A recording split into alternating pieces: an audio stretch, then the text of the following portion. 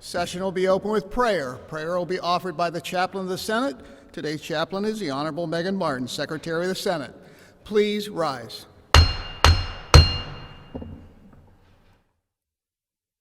Good morning. Psalm 28 tells us, "The Lord is my strength and my shield. My heart trusts in him, and he helps me.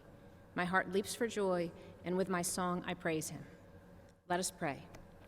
Heavenly Father, you are our creator and our sustainer. You are our strength and our shield. You are our rock and our fortress. You are our wisdom and our strength. We ask for your guiding hand to lead us through this session. May we approach our tasks with wisdom, and may we approach one another with respect. Thank you for helping us to accomplish our important work this day. All this we ask in your name. Amen. Please remain standing and join in the Pledge of Allegiance. I pledge allegiance to the flag of the United States of America and to the republic for which it stands, one nation, under God, indivisible, with liberty and justice for all. Please be seated. The chair thanks the Honorable Megan Martin for the prayer today. Next order of business is communications.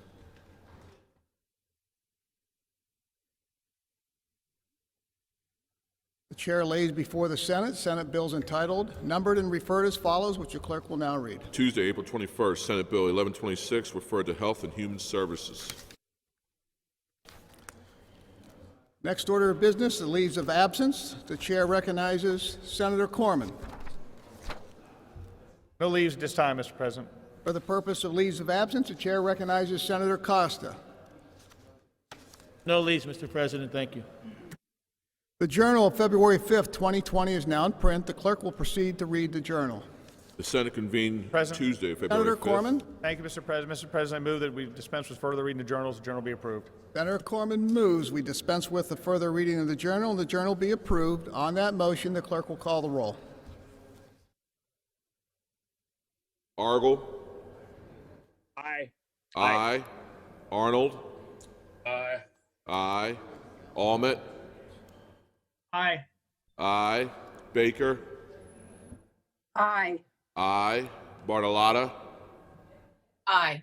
Aye. Blake. Aye. Aye. Boscola. Aye. Aye. Brewster. Aye. Aye. Brooks. Aye. Aye. Brown. Aye. Collette. Aye. Aye. Corman. Aye. Costa. Aye. Dinniman. Aye. Aye. DeSanto. Aye. Farnese. Aye. Aye. Fontana. Aye. Aye. Gordner. Aye. Haywood. Aye. Aye. Hughes. Aye. Aye. Hutchinson. Aye. Aye. Ivino. Aye. Aye. Carney. Aye. Aye. Killian. Aye. Langerholtz. Aye. Aye. Laughlin. Aye. Leach. Aye. Aye. Martin. Aye. Mastriano. Aye. Mensch. Aye. Aye. Muth. Aye. Aye. Phillips-Hill. Aye. Pittman. Aye. Regan. Aye. Aye. Sabatina.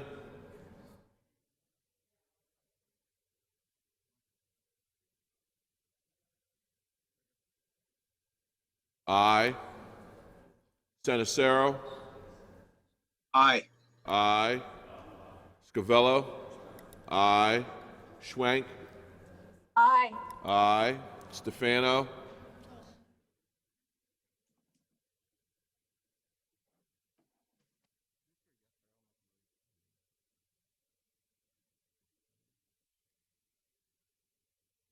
Street. Aye. Aye. Tartaglione. Aye. Aye. Tomlinson. Aye. Aye. Vogel. Aye. Aye. Ward Judy. Aye. Ward Kim.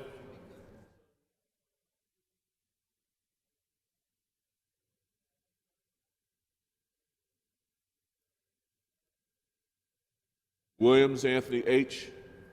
Aye. Aye. Williams Lindsay. Aye. Aye. Y'all. Aye. Aye. Udicek. Aye. Aye. Scarnati. Aye. Stefano. Aye. Ward Kim. Aye.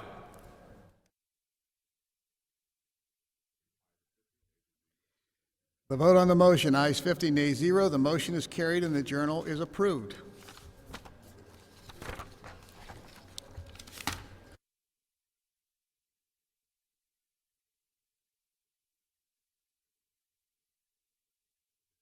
Next order of business is consideration of today's calendar. First bill on today's calendar is House Bill 64. Senator Corman. Thank you, Mr. President. Mr. President, I move the House Bill 64 be laid upon the table. Senator Corman moves that House Bill 64 be laid upon the table. On the motion, all those in favor say aye. Those opposed, no. The ayes have it. The motion is carried. Senator Corman. Thank you, Mr. President. Mr. President, I move that House Bill 64 be taken from the table and placed upon the active calendar. Senator Corman moves that House Bill 64 be taken off the table and placed on the active calendar. On the motion, all those in favor say aye. Those opposed, nay. The ayes have it. The motion is carried. Next bill on today's calendar is House Bill 280. Senator Corman. Thank you, Mr. President. Mr. President, I request that House Bill 280 and House Bill 355 go over in their order. Senator Corman requests that House Bill 280 and House Bill 355 go over in their order. Without objection, the bills will go over in their order. Next bill on the calendar is Senate Bill 417. Will the Senate agree to the bill? Agreed to. This bill has been considered on 3 different days in open Senate. It is now before the Senate for final passage. The question is, will the Senate finally pass this bill? On the bill, Mr. President, Senator Costa. thank you very much. I don't know whether the prime sponsor will be speaking on the bill or not. I just want a couple things I want to put on the record as it relates to this legislation.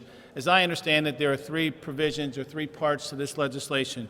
One dealing with the Act 77 changes or modifications or amendments that were made over the course of the last several days to Act 77, which I think are important for us to be able to implement that legislation, as well as Act 12 subsequent to 77, or vice versa. The bottom line is, Mr. President, that's one of the things that I am supportive of. The second piece of it relates, if I'm not mistaken, to a tax collector process by which we would make changes along those lines.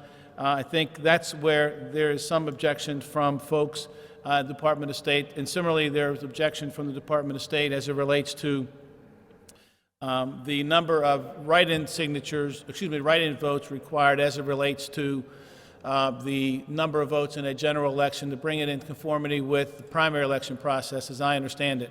Same number of votes as necessitated for a petition, which I think makes sense. So I just want to make certain we put on the record some of the concerns that have been raised by the Department of State. I intend to vote for the measure, given the 2 provisions that I think make sense. And I just want to make certain to put that on the record. Chair thanks Senator. Further on the bill. Clerk will call the roll. Argel. Aye. Aye. Arnold. Aye. Aye. Almond. Aye. Aye. Aye. Baker. Aye. Aye. Bartolotta. Aye. Aye. Blake. Are there any negative votes?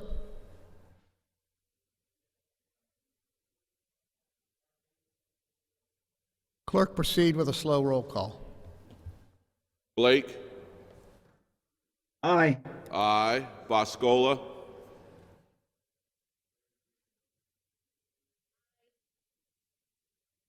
Boscola. Aye. Aye. Brewster. Aye. Aye. Brooks. Aye. Aye.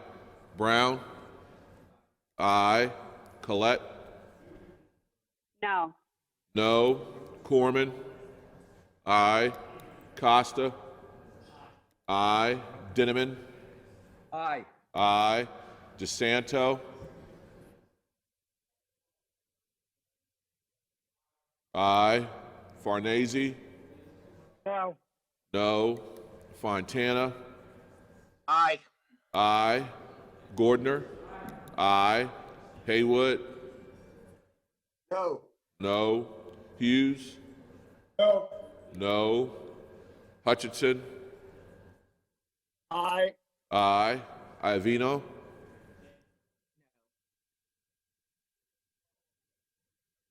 No.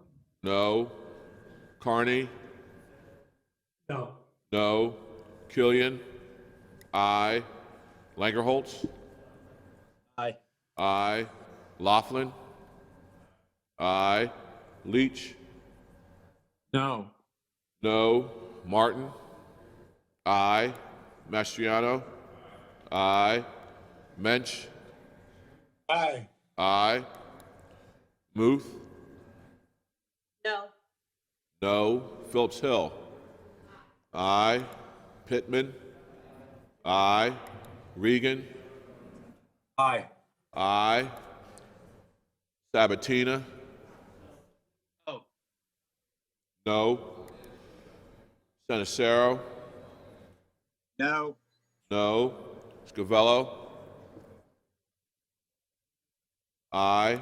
Schwank. No. No. Stefano. Aye. Street. No. No. Tartaglione. No. No. Tomlinson. Aye. Aye. Vogel.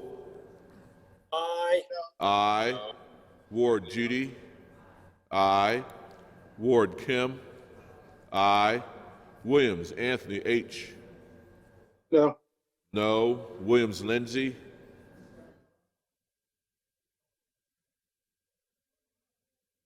Williams Lindsay. No. No. Y'all. Aye. Aye. Udicek. Aye. Aye. Scarnati. Aye.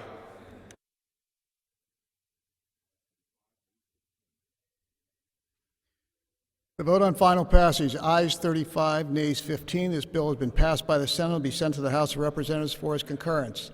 May I please remind the members who are participating today remotely to turn down the volume of other devices and devices to prevent any backfeed and echoes for those that are participating remotely. Thank you very much. Next bill on today's calendar is Senate Bill 494. Senator Corman. Thank you, Mr. President. Mr. President, I request that Senate Bill 494 go over in its order. Senator Corman requests that Senate Bill 494 go over in its order. Without objection, the bill will go over in its order. Next bill is Senate Bill 679. Senator Corman.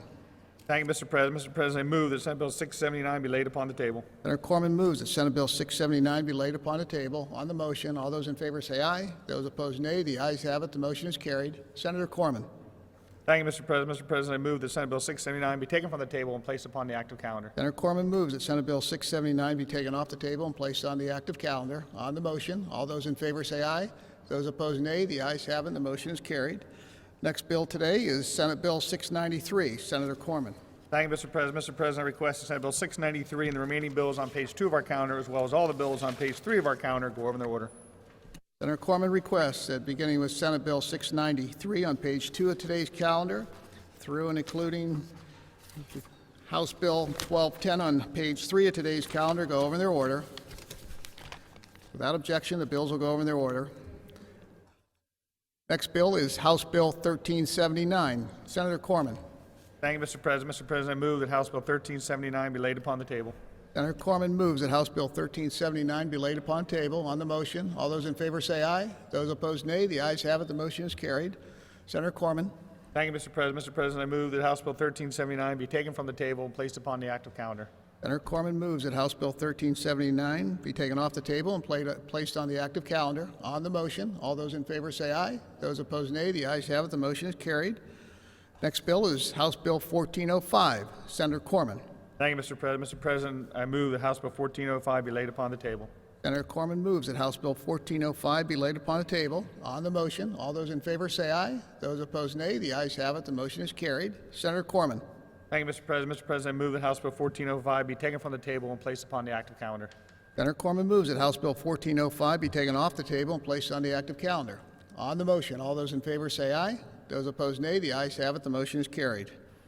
Next bill on today's calendar, House Bill 1522. Senator Corman. Thank you, Mr. President. Mr. President, I request that House Bill 1522 go over in its order. Senator Corman requests that House Bill 1522 go over in its order. Without objection, the bill will go over in its order. Next bill on today's calendar is House Bill 1869. Will the Senate agree to the bill? Agreed to. This bill is being considered on 3 different days in open Senate. It is now before the Senate for final passage. The question is, will the Senate finally pass this bill? On the bill, the chair recognizes Senator Muth. Oh, thank you, Mr. President. I'm going to defer my comments. I know Senator Iovino wanted to speak on the bill, but I'm obviously very supportive. And again, I'm grateful that we're able to get this done. The chair thanks the senator. Further on the bill, the chair recognizes Senator Iovino. President, I rise today in support of House Bill 1869. As amended yesterday, House Bill 1869 will provide emergency benefits to the members of the Pennsylvania National Guard who contract COVID-19 during a state active duty deployment. With this amendment, HB 1869 corrects an existing gap in benefits for this category of public servants. Members of our Pennsylvania National Guard who are on state active duty are not currently eligible for benefits at parity with other first responders. Currently, we have Pennsylvania Guardsmen and women on the front lines in an unprecedented disaster, risking their own safety and that of their families in a way they never have before. We're in communities across our Commonwealth helping to respond to the virus, including here in southwestern Pennsylvania, where they are assisting with food distribution for the Greater Pittsburgh Community Food Bank. And some Guard members in our state have been diagnosed with COVID-19 as a result of their deployment and are no longer able to work. Our Pennsylvania National Guard members and their families need our support. As Democratic Chair of the Senate Veterans Affairs Emergency Preparedness Committee, as a 23-year veteran of the United States Navy, I recognize and strongly believe in our need to stand with our men and women in uniform. House Bill 1869 does just that. I ask my colleagues to stand with our Pennsylvania National Guard members and their families with an affirmative vote on this bill. Thank you, Mr. President. Chair thanks the senator. Further on the bill, the chair recognizes Senator Costa. Thank you very much, Mr. President. Just very briefly, I want to extend thanks to all the folks who are involved with the work yesterday, the amendments, Senator Muth and Iovino and Reagan, to amend House Bill 1869 to allow it to really be comprehensive and protect individuals who are at the front line and making certain. I want to thank the Majority Leader for his work in helping facilitate an understanding of where we needed to be with respect to the language of the amendments that we offered, and I want to say thank you to everyone for working in a bipartisan way in that regard. Thank you, Mr. President. Chair thanks the senator. Further on the bill. Clerk will call the roll. Argel. Aye. Aye. Are there any negative votes? Are there any negative votes? Seeing none, clerk proceed with fast roll call. Gordner Muth Street. Vote on final passage. Ayes 50, nays 0. This bill will be returned to the House of Representatives with the information the Senate has passed the same with amendments in which a concurrence of the House is requested. Next bill on today's calendar is House Bill 1907. Senator Corman. Thank you, Mr. President. Mr. President, I request that House Bill 1907, the remaining bills on page 4 of our calendar, go over in their order. Senator Corman requests that the remaining bills on page 4 of today's calendar go over in their order. Without objection, the bills will go over in their order. Next bill is Senate Bill 273. Will the Senate agree to the bill? Agreed to. Senator Corman. Thank you, Mr. President. Mr. President, I move that Senate Bill 273 be re-referred to the Committee on Appropriations. Senator Corman moves that Senate Bill 273 be re-referred to the Committee on Appropriations. On the motion, all those in favor say aye. Those opposed, nay. The ayes have it, and the motion is carried. Next bill on today's calendar is Senate Bill 284. Senator Corman. Thank you, Mr. President. Mr. President, I request Senate Bill 284 and House Bill 342 go over in their order. Senator Corman requests that Senate Bill 284 and House Bill 342 go over in their order. Without objection, the bills will go over in their order. Next bill on the calendar is House Bill 360. Will the Senate agree to the bill? Agreed to. Next bill is Senate Bill 531. Senator Corman. Thank you, Mr. President. Mr. President, I request that Senate Bill 531 and the remaining bills on page 5 of our calendar, as well as the first 3 bills down to and including Senate Bill 954 on page 6 of our calendar, go over in their order. Senator Corman requests that beginning with Senate Bill 531 on page 5 of today's calendar through and including Senate Bill 954 on page 6 of today's calendar go over in their order. Without objection, the bills will go over in their order. Next bill on the calendar is Senate Bill 959. Will the Senate agree to the bill? Agreed to. Senator Corman. Thank you, Mr. President. Mr. President, I move that Senate Bill 959 be re-referred to the Committee on Appropriations. Senator Corman moves that Senate Bill 959 be re-referred to the Committee on Appropriations. On the motion, all those in favor say aye. Those opposed, nay. The ayes have it. The motion is carried. Next bill is Senate Bill 995. Senator Corman. Thank you, Mr. President. Mr. President, I request Senate Bill 995 go over in its order. Senator Corman requests that Senate Bill 995 go over in its order. Without objection, the bill will go over in its order. Next bill on the calendar is Senate Bill 1076. Will the Senate agree to the bill? Agreed to. Senator Corman. Thank you, Mr. President. Mr. President, I move that Senate Bill 1076 be re-referred to the Committee on Appropriations. Senator Corman moves that Senate Bill 1076 be re-referred to the Committee on Appropriations. On the motion, all those in favor say aye. Those opposed, nay. The ayes have it. The motion is carried. Next bill is 1110, Senate Bill 1110. Will the Senate agree to the bill? Agreed to. Senator Corman. Thank you, Mr. President. Mr. President, I move that Senate Bill 1110 be re-referred to the Committee on Appropriations. Senator Corman moves that Senate Bill 1110 be re-referred to the Committee on Appropriations. On the motion, all those in favor say aye. Those opposed, nay. The ayes have it. The motion is carried. Next bill is Senate Bill 1119. Will the Senate agree to the bill? Agreed to. Senator Corman. Thank you, Mr. President. Mr. President, I move that Senate Bill 1119 be re-referred to the Committee on Appropriations. Senator Corman moves that Senate Bill 1119 be re-referred to the Committee on Appropriations. On the motion, all those in favor say aye. Those opposed, nay. The ayes have it. The motion is carried. Next bill is Senate Bill 1120. Will the Senate agree to the bill? Agreed to. Senator Corman. Thank you, Mr. President. Mr. President, I move that Senate Bill 1120 be re-referred to the Committee on Appropriations. Senator Corman moves that Senate Bill 1120 be re-referred to the Committee on Appropriations. On the motion, all those in favor say aye. Those opposed, nay. The ayes have it. The motion is carried. Next bill on today's calendar is Senate Bill 1122. Will the Senate agree to the bill? Agreed to. Senator Corman. Thank you, Mr. President. Mr. President, I move that Senate Bill 1122 be re-referred to the Committee on Appropriations. Senator Corman moves that Senate Bill 1122 be re-referred to the Committee on Appropriations. On the motion, all those in favor say aye. Those opposed, nay. The ayes have it. The motion is carried. Next bill on the calendar is House Bill 1174. Senator Corman. Thank you, Mr. President. Mr. President, I move the House Bill 1174 be laid upon the table. Senator Corman moves that House Bill 1174 be laid upon the table. On the motion, all those in favor say aye. Those opposed, nay. The ayes have it. The motion is carried. Senator Corman. Thank you, Mr. President. Mr. President, I move that House Bill 1174 be taken from the table and placed upon the active calendar. Senator Corman moves that House Bill 1174 be taken off the table and placed on the active calendar. On the motion, all those in favor say aye. Those opposed, nay. The ayes have it. The motion is carried. Next bill is House Bill 1838. Will the Senate agree to the bill? Agreed to. Senator Corman. Thank you, Mr. President. Mr. President, I move that House Bill 1838 be re-referred to the Committee on Appropriations. Senator Corman moves that House Bill 1838 be re-referred to the Committee on Appropriations. On the motion, those in favor say aye. Those opposed, nay. The ayes have it, and the motion is carried. This concludes today's calendar. Senator Corman. Thank you, Mr. President. Mr. President, I request a recess to the Senate for the purpose of a couple off-the-floor committee meetings to be held here on the floor of the Senate.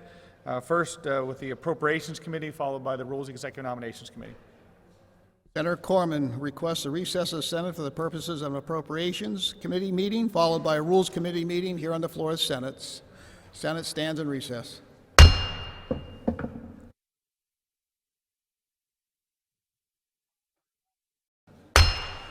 Time of recess having ended, the Senate will come to order.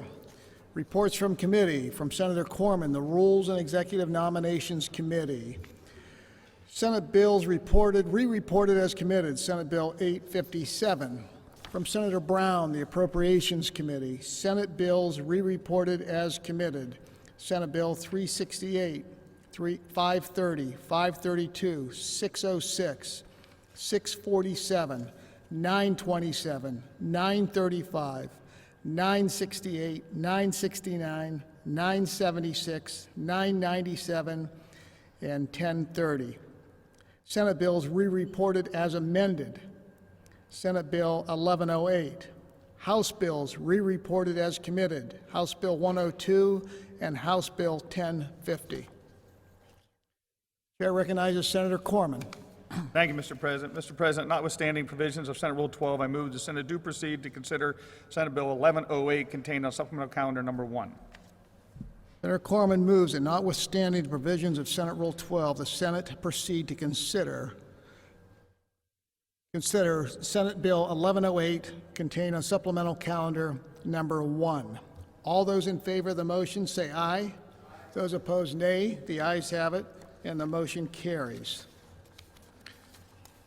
The next bill on today's calendar is Senate Bill 1108. Will the Senate agree to the bill?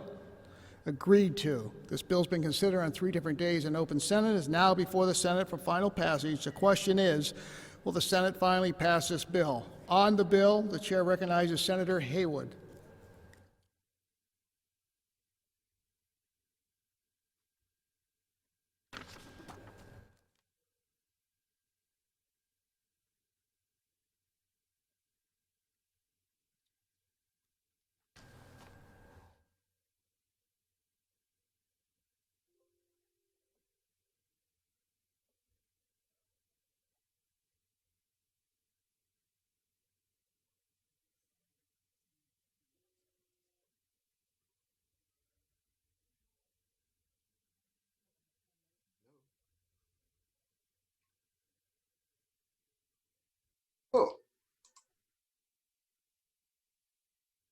The chair recognizes Senator Haywood. Thank you, Mr. President. This is a very challenging format, but I'm glad to try it. This legislation, as I understand it from the Appropriations Committee, was intended to allow new federal dollars to be appropriated through a legislative process. Upon some research, has come to my attention that the Treasurer's Office does not believe that this is necessary and that this legislation is redundant. I also understand the Governor's Office may have the same position. And it appears to me through some research that it in fact is redundant. In our General Appropriations Bill that we passed for 2019 and 2020, we have a section 2005B, sub B. And that legislation section allows for the federal dollars to flow into, through the general fund to the administration. And so I just wanted to explain that my vote in appropriations and my vote on the floor will be no, was no in appropriations, will be no on the floor for the same reasons that it appears to be legislation that's redundant and not needed. Thank you, Mr. President, for allowing me to speak. The chair thanks the senator. Further on the bill, the clerk will call the roll. Argel. Aye. Aye. Arnold. Aye. Arnold. Aye. Aye. Almond. Aye. Aye. Baker. Aye. Aye. Are there any negative votes? Haywood, Senator Haywood, any other negative votes? Seeing none, the clerk proceed with fast roll call. Gardner Pittman Street. The vote on final passage, ayes 49, nays 1. This bill has been passed by the Senate and will be sent to the House of Representatives for its concurrence.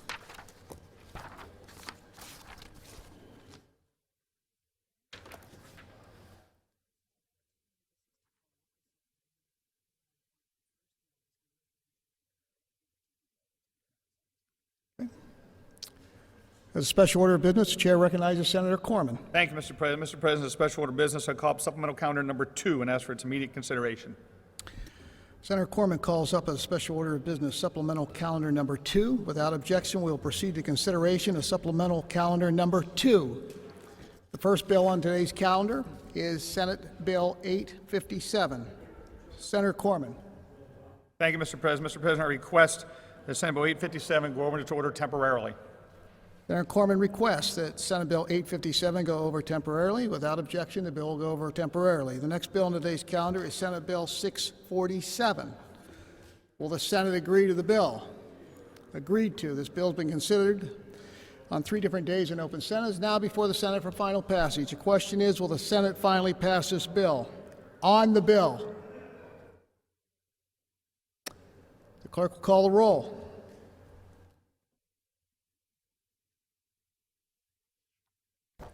Argel. Aye. Aye. Arnold. Aye. Aye. Almond. Are there any negative votes? Aye. Any negative votes? Seeing none, the clerk proceed with fast roll Order call. Pittman Street. Vote on final passage. Ayes 50, nays 0. This bill has been passed by the Senate and will be sent to the House of Representatives for its concurrence. Next bill on today's calendar is Senate Bill 997. Will the Senate agree to the bill? Agreed to. This bill has been considered on 3 different days in open Senate. It is now before the Senate for final passage. The question is, will the Senate finally pass this bill? On the bill, clerk will call the roll. Argel. Aye. Are there Aye. any negative votes? Seeing none, clerk proceed with fast roll call. Order Muth Street. Vote on final passage. Ayes 50, nays 0. This bill has been passed by the Senate to be sent to the House of Representatives for its concurrence. Senator Corman. Thank you, Mr. President. Mr. President, I move that the Senate do concur in amendments made by the House to Senate Bill 857. Senator Corman moves that the Senate do concur in the amendments placed by the House of Representatives in Senate Bill 857. On the motion,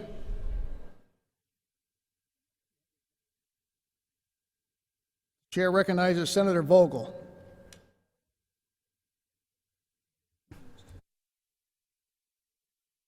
Thank you, Mr. President. Mr. President, I rise today to ask for a yes vote on concurrence to Senate Bill 857. This is not a new piece of legislation by any means. It has been passed out of this chamber on 2 previous occasions. However, current events have clearly shown the need for us to move this bill to the governor's desk as quickly as possible. No one was even remotely aware of COVID-19 and the impact that it would have on our society when I first introduced this bill. That has definitely changed as this deadly virus has derailed our healthcare system. The basic healthcare services that we previously took for granted are now out of reach. Most primary care offices are closed to walk-in traffic. Elective procedures are indefinitely postponed. In this new reality, many people with chronic diseases simply cannot receive the medical care and guidance that they need. If we take nothing else away from this pandemic, we now fully understand the critical need for telemedicine. This time when a statewide stay-at-home order is in place, telemedicine is vital for patients who suffer from chronic illnesses and for families who live in rural areas where they would have to travel great distances to receive medical care. COVID-19 has changed the landscape for medicine in Pennsylvania, and so we need to make this option available for all Pennsylvanians. There are some healthcare systems in Pennsylvania that have internal telemedicine services in place. They have proven that is efficient and cost-effective. My bill, Senate Bill 857, simply opens up the practice statewide. This bill is about building the infrastructure for telemedicine. It is about establishing who gets paid for what and how to affordably increase the access to health care. Senate Bill 857 specifically defines telemedicine as the delivery of healthcare services provided through telecommunications technology to a patient by a healthcare practitioner who is at a different location. It establishes guidelines regarding who can provide telemedicine services and provides clarity regarding insurance company reimbursement for these services.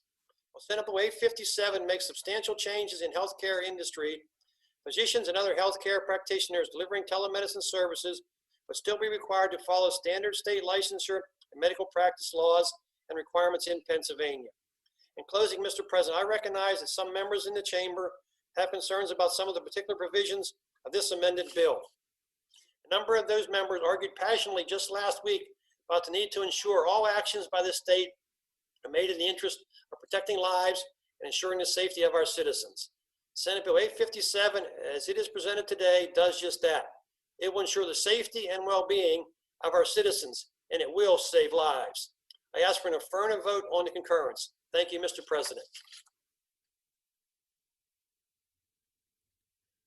On the bill, the chair recognizes Senator Baker. Thank you, Mr. President. Passage of telemedicine legislation is a true reflection of our reality. We are all in this crisis together. For several years, I have strongly advocated this measure as extremely vital to the extension of accessible healthcare, which is a major concern in rural areas and small communities. Healthcare providers in my district have been in constant contact asking for this capacity.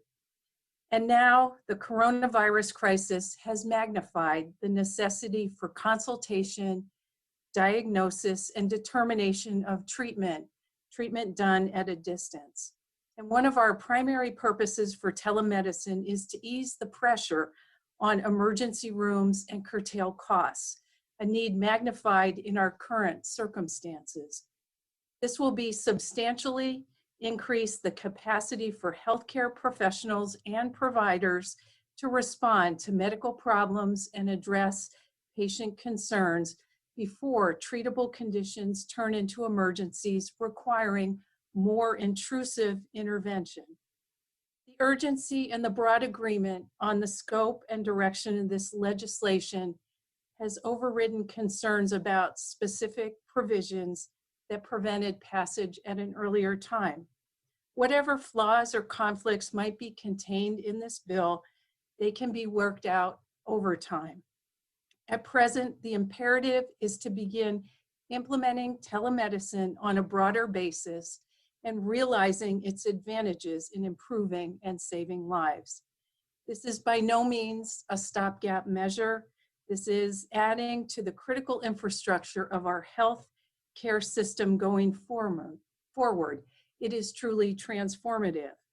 And in the midst of this good news, there is an important consideration.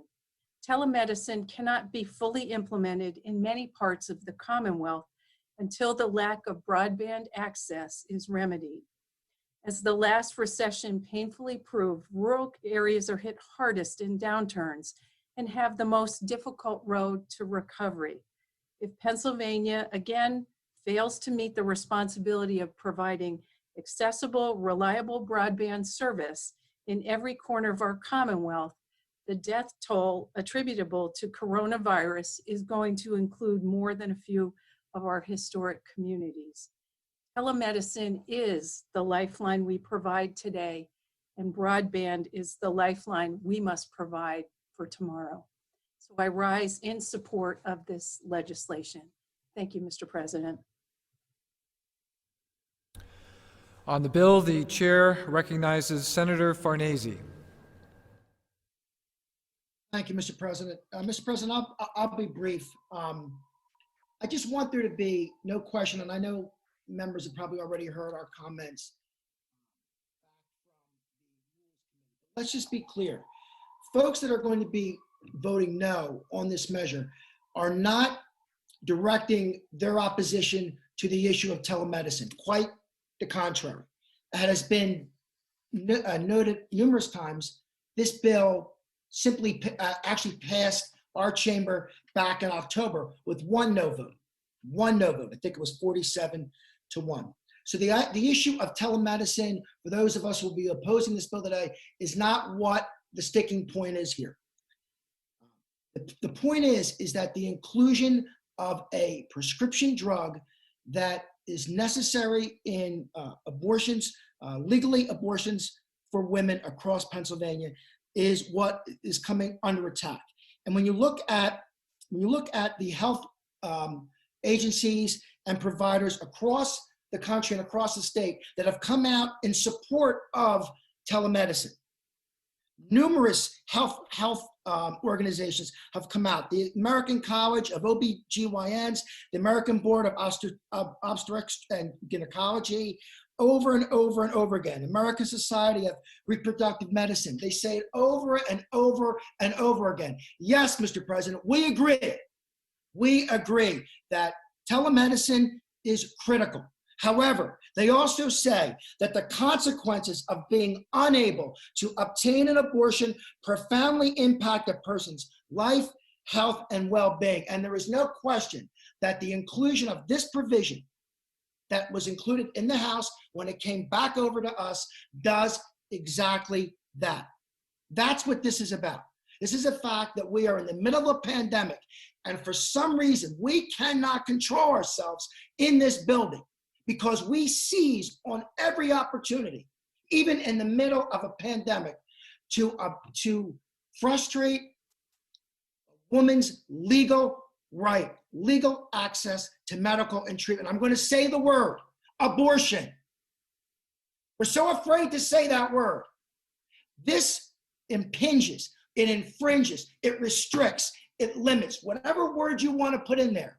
Yes, it provides telemedicine, which is critically important, but at the same time, it impinges and restricts a woman's right, a legal right, to accessing medical care, including an abortion. That's right, an abortion. And that, Mr. President, is wrong. And that, Mr. President, I believe, cuts against the comments that were made, the bipartisan comments, the strong bipartisan comments that were made by the majority leader back on the 18th when we decided to institute remote rules that will allow us to do the people's business that we are doing right now. But that doesn't include hurting, restricting, and making people's lives, people's access to health care that they have right now more difficult. Why? Because the House of Representatives won't pass the damn thing? How many times, Mr. President, how many times have we stood here in this building or this chamber has dealt with issues of great concern to the people of Pennsylvania? And we have said, doesn't matter, we are going to do the business, do the right thing, send it over there to the House and let them deal with it. Well, that's what we should be doing today. The people that are opposing this bill have absolutely nothing against, at least in my opinion, nothing against telemedicine, especially at the time of a pandemic. But by God, you shouldn't be, and it shouldn't come at the expense of a woman's legal right to access medical treatment, including but not limited to an abortion. I'm going to be a no vote. Thank you, Mr. President.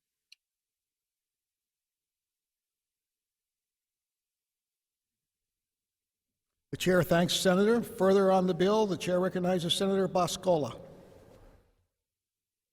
Thank you, Mr. President. You know, I support telemedicine, and I always have. It makes sense. However, the bill that was negotiated in a very different time over several sessions, it always represented in the past baby steps to the telemedicine world. Well, over the past few weeks, because of COVID-19, we have seen the effectiveness and potential of telemedicine and how beneficial it really is to providers, insurers, and patients. Now, remember, before COVID-19, most insurers were not covering telemedicine, and certainly not with parity. Now it's different. It's a different time. Most insurers are, and with parity, without legislation. But we're going to need legislation in the future, because after we see maybe COVID-19 subside a little bit, I don't know if it's going to be 2 months, 6 months, a year, 2 years. I don't know what that time frame is. But telemedicine still works for during flu season and for other ailments that occur. It just makes common sense. We've got to do something. But with the language, abortion language in it, no, absolutely not right now. I think what we should be doing is looking at what makes sense and reevaluate this bill in the light of everything that has worked during this time, and use that to lay the groundwork for a broader telemedicine bill. one that is broader and will include more services and better payment arrangements. I believe both providers and insurance companies have learned much and realized the potential telemedicine provides in streamlining services, keeping patients safe, and keeping them connected to needed health care. I fear that enacting this bill at this time will take a step backwards. Rather, I would like to build upon what has worked in real time and develop regulations based on what we know works. For example, 36 states have payer parity laws, which require private insurance companies to cover telehealth the same way they would in an in-person visit. This bill will not provide for that. And in light of what has happened over the last few weeks, does this make sense? I would like to see us work with all the stakeholders and reevaluate what we can do with telemedicine here in Pennsylvania. You know, I know we can do better. We must do better. And then, Mr. President, I do have to put on the record that the abortion language that was inserted into this bill is very offensive. It does not belong here. And look, I'm disappointed extremely because the House knows this, and the governor and our caucus don't want this abortion language.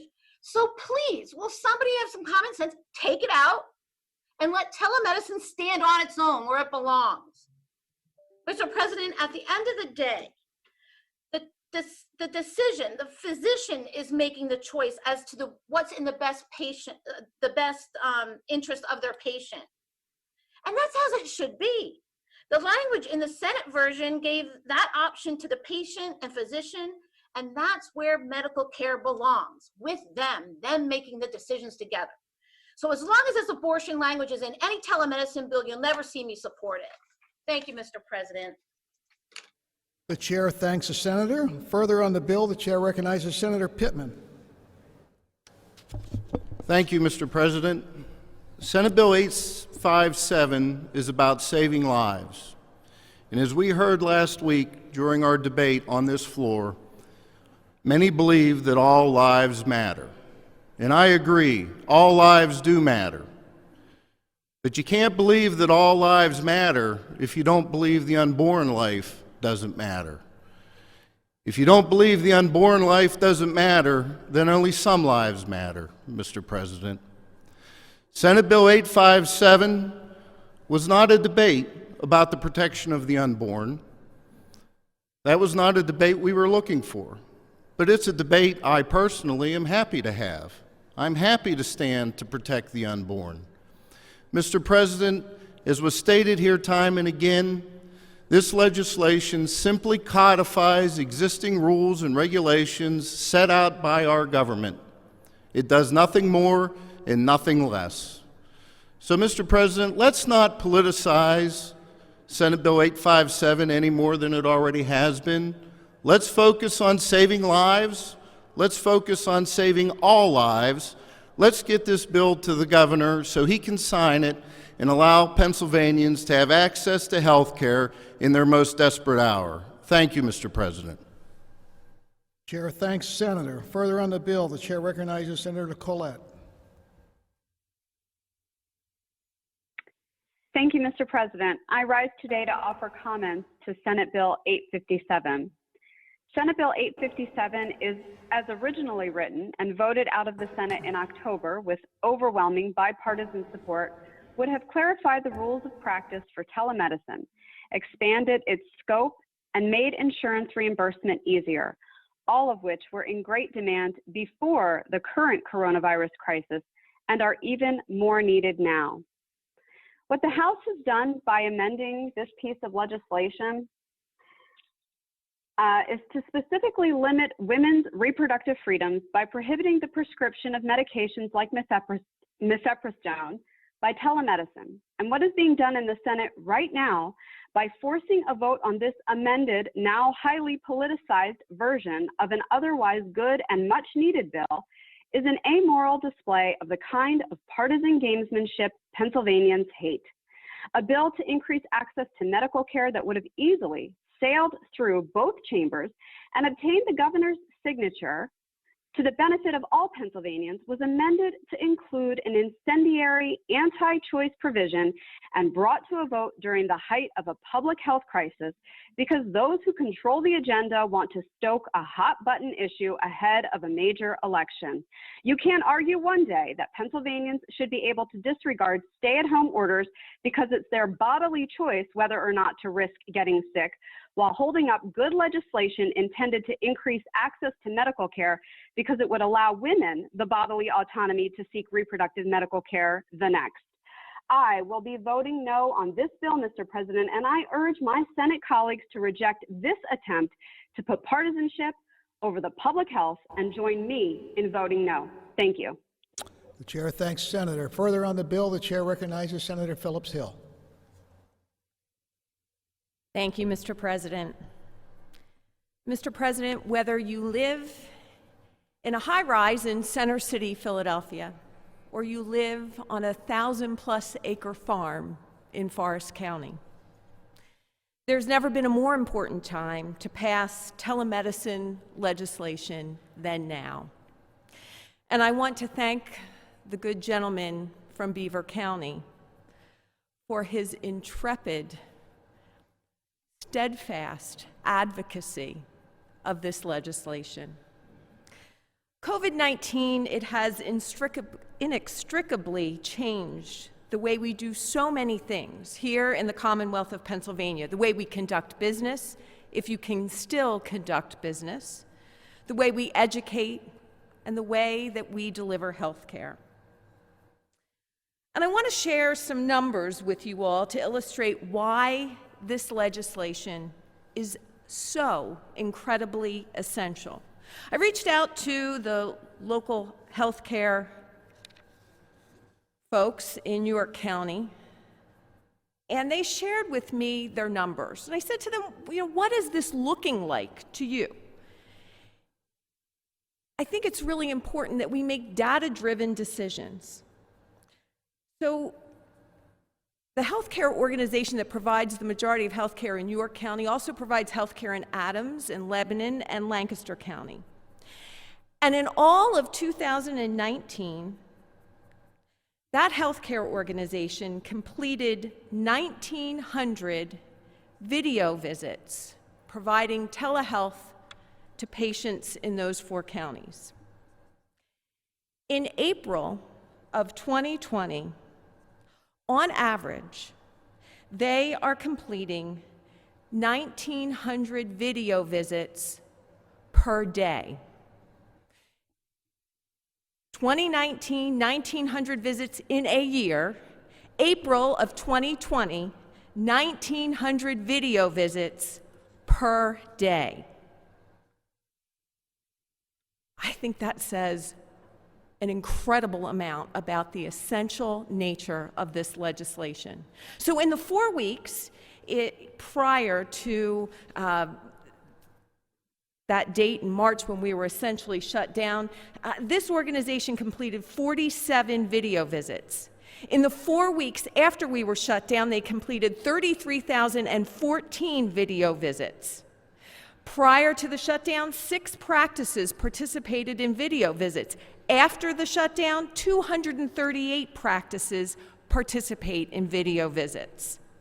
Prior to the shutdown, 12 providers completed those video visits. After that, 870 providers completed video visits.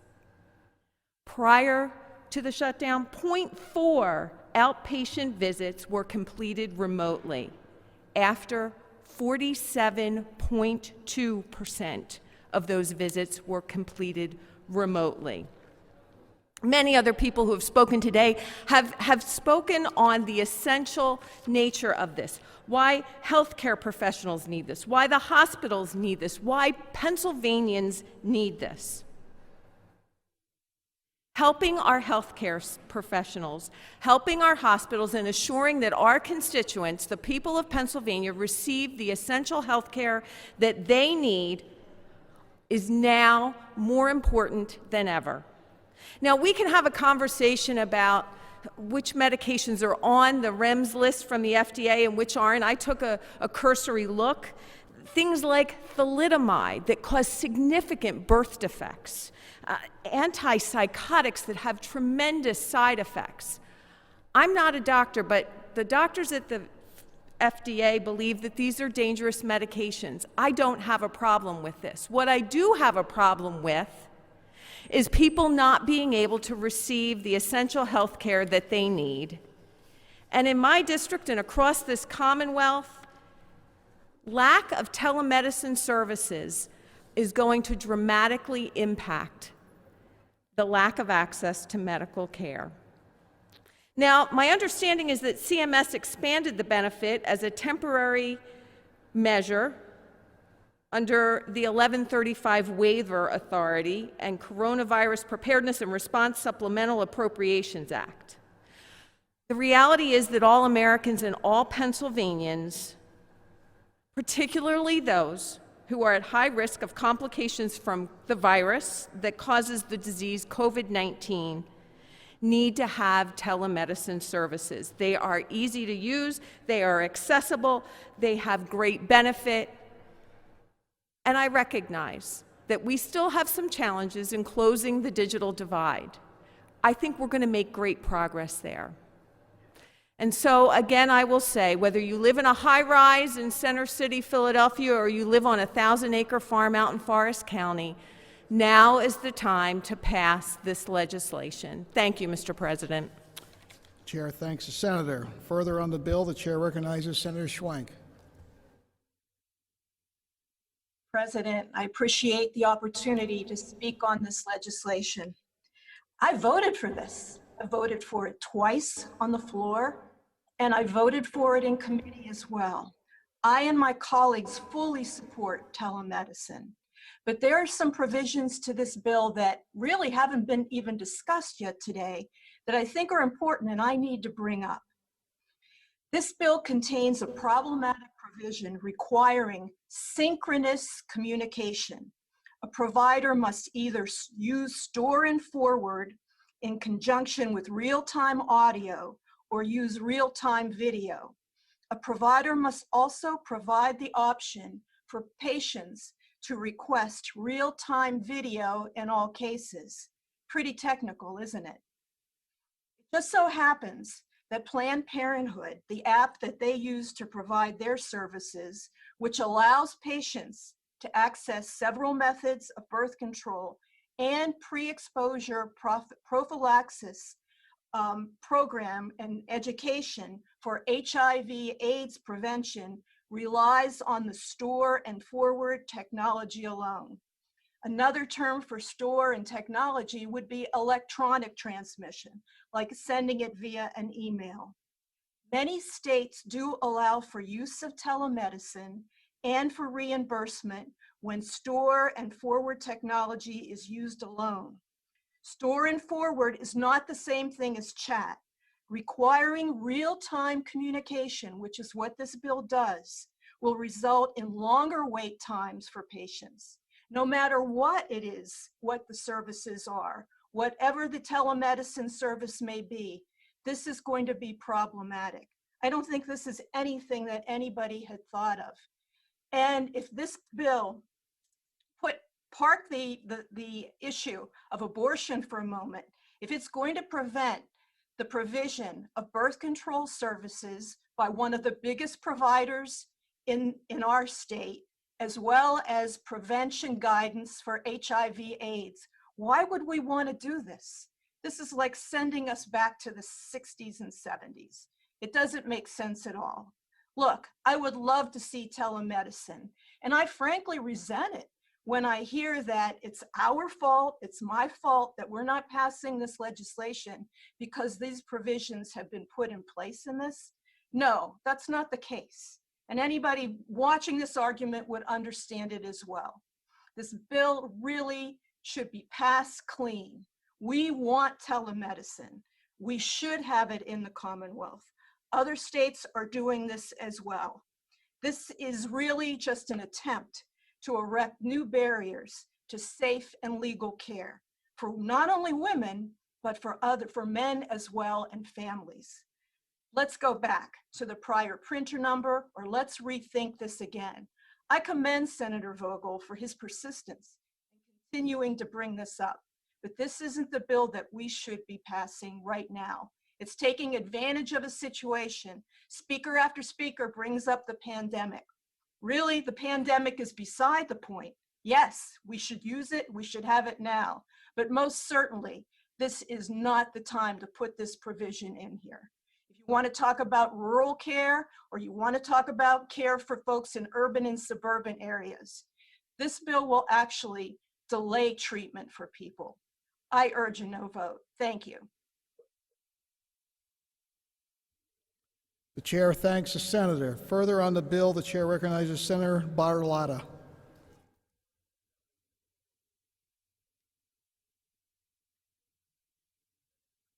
Thank you, Mr. President. I too am concerned with the REMS lists presented by the FDA. And again, this bill addresses 58 different medications on that list. The one that we seem to be stuck on is the one that provides medical abortions. And yes, I'm not afraid to say the word abortions. And what we're concerned with when it comes to allowing the prescription of this particular medication and only dealing with the side effects that even the Mayo Clinic has a list of on their website. People can go there now and take a look at what this medication can do when used. And the guidelines that the Mayo Clinic suggests when using medical abortion medication include a long list of things. Medical abortion is not an option if you are too far along in your pregnancy. You should not attempt a medical abortion if you've been pregnant for more than 9 weeks after the start of your last period. Some types of medical abortion aren't done after 7 weeks of pregnancy. Have one if you have an IUD. You should not have one if you have a suspected pregnancy outside of the uterus, an ectopic pregnancy, or with certain medical conditions, and there's a long list of those. You should not have it if you take blood thinner and you can't make a follow-up visit to your doctor or don't have access to emergency care. That's a very important provision, a very important provision. If you are allergic to the medication. But again, let's go back to, you should not have a medical abortion if you can't make a follow-up visit to your doctor or if you do not have access to emergency care.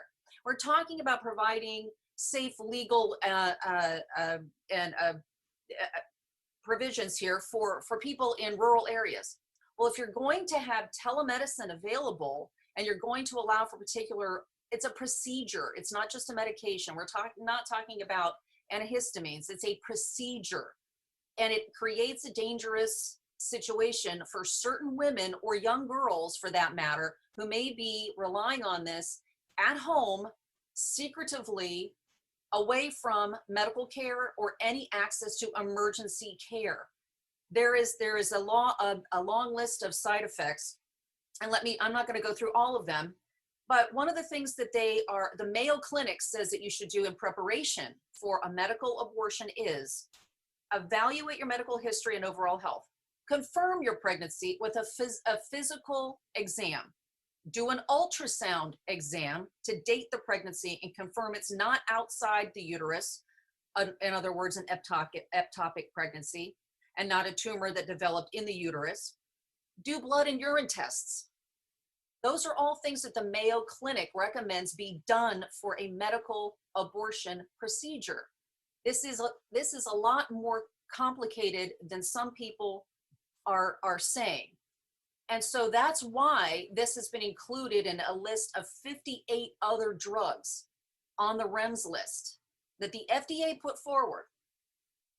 2 other points, and then I'll shut up. One is, no one is making abortion illegal. No one. That's not what this bill is about at all. The governor himself has a long list of elective procedures that are not allowed to happen right now. And a lot of our community hospitals are suffering because of it. No elective procedures. However, abortion is not considered an elective procedure by the governor. Women can still get an abortion today. No one is limiting their rights. No one is saying it's not allowed. This is a procedure that the FDA says should not be done via telemedicine or outside of the care of a physician. And the Mayo Clinic says that you should have access to emergency care. These are things that we must consider to protect the health and well-being of women when they make a decision to have an abortion. And lastly, we have to consider that without telemedicine available right now and to provide insurance, the insurance coverage that this is needed, we are going through such a tragic event right now across the whole country. In Pennsylvania in particular, we have one of the highest demographics of veterans in the country. We have, on average, 22 veterans committing suicide every day. And that was the statistic that was existing long before the COVID-19 pandemic. We are seeing instances of people overdosing on drugs. And you know what they're overdosing on now? Not just heroin and opioids, antidepressants. They're overdosing on antidepressants and combining it with alcohol. There are people out there who desperately need therapy. They desperately need telemedicine, telepsych, and we can provide that for them. We can give it to them by passing this bill. So I urge a yes vote for all of those veterans that are out there relying on us to help them and give them a lifeline, especially in the atmosphere today where everyone is so isolated and secluded. And a lot of our seniors right now are very, very desperate. They have no other contact with the outside world. Telemedicine can help those individuals too. People who are too afraid to go to a doctor's office, to even go to an emergency room if they need one.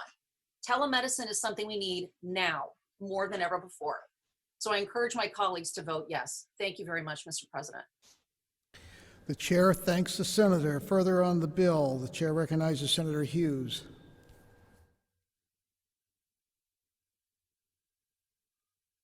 Thank you, Mr. President. You know, this is kind of like an incredible conversation. We passed the bill 47-1. We passed the bill 50-0. 47-1, 50-0. Everybody's good to go. Everybody's in love with telemedicine. Everybody wants to make it happen. Everybody wants to deal with the vets. Everybody wants to deal with those folks who are secluded, can't come out, are locked down because they can't go anywhere, but they need to see their physician. Everybody understands the benefits of telemedicine. We saw it, we passed it, we understood it, 47-1 to 50-0. And then, in the midst of a pandemic, okay, so let's be clear, a pandemic, people are dying every day. Right? The United States of America has the most deaths from this pandemic of any nation in the world, even though we saw it coming before everybody else did. But that's a whole nother story. In the midst of a pandemic, somebody decides to add what we know to be extremely controversial language around the issue of abortion and reproductive health care. Everybody knows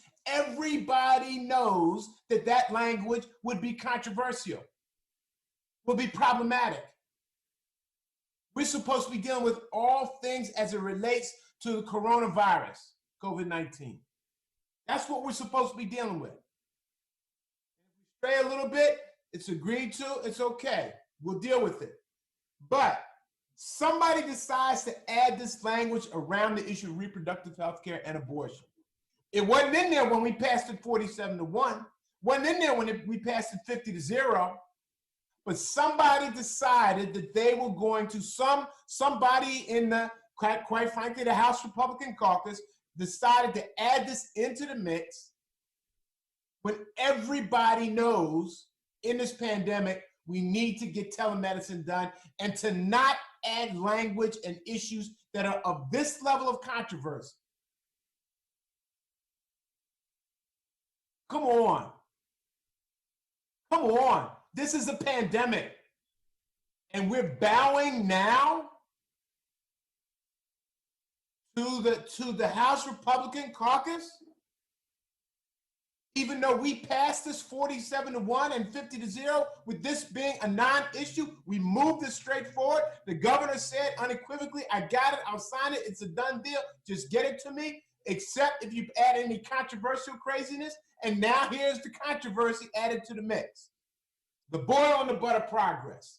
We're trying to deal with a pandemic, trying to keep people happy, trying to keep people safe, trying to keep people healthy. Mr. President, and then someone wants to add this controversial issue to the mix. The gentlelady said earlier, the number of folks who are utilizing video diagnosis and everything like that, how it has ratcheted up dramatically. The gentlelady said earlier, the gentleman said, all of us are saying how everybody's utilizing it and how much of a life-saving technique available to us, how it's transformed health realities of thousands of people all across the Commonwealth of Pennsylvania. But then the controversy gets added in when they knew it would be controversial. When they knew that without it, it passed the Senate 47-1. It passed the Senate 50-0. Come on. Come on. Let's get this thing done. This issue does not belong in this conversation. This is purely about telemedicine that we're trying to get done.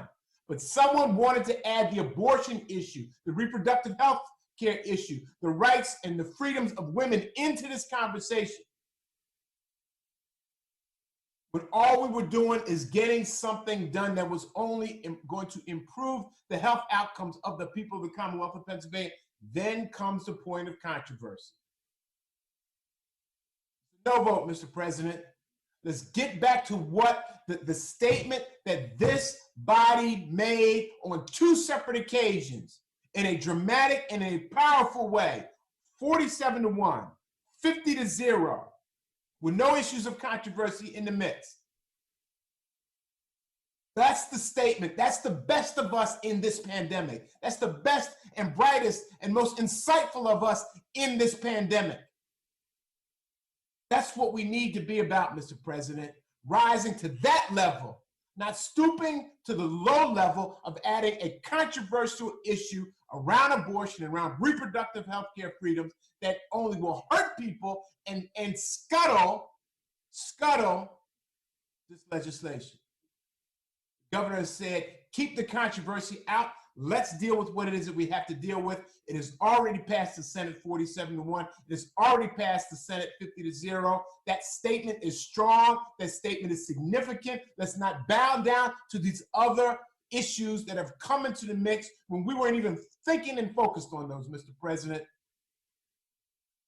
The best of us rises up. This now does not represent the best of us, Mr. President. Not in any way, shape, or form. Thank you. The chair thanks the senator. Further on the bill, the chair recognizes Senator Martin. Thank you, Mr. President. I rise today in support of 857, and I think it's very clear in talking to everyone in this chamber what that means to our local medical facilities, especially during times when they expect social distancing, and if we can keep people at home without having to go to the doctor, the better. But, you know, I got to correct something, Mr. President, that really was just implied to the people of Pennsylvania. These provisions that were inserted by the House about this procedure, which pretty much will be the only procedure that's ever allowed by telemedicine, happened on November 21st of last year. They were not put in during a pandemic. Let's be honest with the people of Pennsylvania. This was out of a sincere concern for the health and well-being of individuals. Now, I wasn't in this chamber a few years ago when these bodies, during the Kermit Gosnell case, whether they believed in abortion or they believed in life, where they came together and said that people who go to a facility should have actually safe means and support around them when going through the procedure. I may be a pro-life politician, But I certainly know this, for any young lady who is going to go get an abortion, I fully expect that they'll be surrounded by people who are more than capable of assisting that individual if something goes wrong. And if anyone here wants to say with drugs that are administered for this procedure, simple Google search. FDA last year, 24 women killed. 42,000 cases of individuals had reactions when it's self-administering chemicals. It's okay to be about safety. It's okay that people are mindful enough to think of the fact that they may not want their son or daughter upstairs in a bedroom self-administering medications to themselves to induce this abortion and not even knowing if they're having a reaction to it, not even knowing if potentially it could take their own life. The majority leader was very clear when he said this: there is nothing in this bill that impedes upon a woman's right to choose. What we're talking about here are safety measures put into place. And I implore my colleagues as they look at this issue to think about, if someone is administering these drugs, which in some people have the ability to cause a reaction, to injure them, and unfortunately in some cases kill them, do we still want them doing that in the presence of medical personnel? In case something goes wrong? I, for one, Mr. President, am very happy that safety protocol was put into place in 857. But more than that, what 857 means in terms of telemedicine, in terms of the ability of communities all across Pennsylvania for people to receive medical care, should outweigh everything. And I ask my colleagues to please support the bill. The chair thanks the senator. Further on the bill, the chair recognizes Senator Street. Mr. President, I rise to remind us that at our best, we were able to move this legislation forward. I want to remind folks that we worked on this legislation together. It came through my committee, and I worked with my colleague, Senator Scavella, and we were able to move it out of committee in a bipartisan way. We worked on language that the vast and overwhelming majority of senators could and did vote for. I want to applaud Senator Vogel for his efforts in putting this legislation in place. The reality is that there are many Pennsylvanians who truly do need telemedicine. However, there are issues in this body that we all know we are not going to reach common ground on today, or probably not in the near future. I believe passionately and support a woman's right to choose to have an abortion, and believe that's a decision that should be left between her and her doctor. And I respect the fact that there are folks on the other side of the aisle who disagree with me. The inclusion of this language in this bill is in effect a poison pill. It impedes our ability to get this done. Now, Pennsylvanians have consistently voted for divided bipartisan government. And it is true, and people pointed out that Pennsylvanians have voted for, elected a majority House of Republicans in the House and Senate who are pro-life. Pennsylvanians have also overwhelmingly twice elected in the last two elections a pro-choice governor who will not sign legislation that impedes and limits a woman's right to choose. It is important that when facing this pandemic, that we move legislation that allows people to access telemedicine that we know can be enacted. It is important that we remember that there are people that are relying on us. we should not allow the House of Representatives to undo the work that we did in a bipartisan way in crafting legislation that could provide help to Pennsylvanians. We should revert to a prior printer number, send back to the House of Representatives a bill that can be supported by both Republicans and Democrats. And if folks want to advance their beliefs around abortion, they should do that in another piece of legislation. I will oppose efforts to limit a woman's right to choose, and I know others will do what they feel they need to do to advance their beliefs on this issue as well. But we need to understand that today, this is not the appropriate place for this measure. And this body, which has been known as the deliberative body of this Capitol, needs to be deliberative, needs to be thoughtful, needs to remove these provisions which are divisive and will not be enacted in law. And just as it's been pointed out that the House of Representatives seems recalcitrant in this issue and wishes to insert this, we should remind folks that Pennsylvanians have overwhelmingly elected a governor who's been committed to a woman's right to choose, and he will not allow this to become law. And there are many of us who will also stand by, enough of us to stand by him to make sure that there are not restrictions on a woman's right to choose to have an abortion. That being said, there are countless Pennsylvanians, both rural and urban, who could benefit from this legislation as the Senate advanced it. We should remove this provision from the legislation. We should be able to, as we've done on two previous occasions, advance a bipartisan bill that can be signed into law, that Pennsylvanians can all be proud of. Let's be our best. Let's revert to a prior printer number. Let's vote no on this version of the bill, and let's get Pennsylvanians the relief we need. Thank you, Mr. President. Chair thanks the senator. Further on the bill, the chair recognizes Senator Mensch.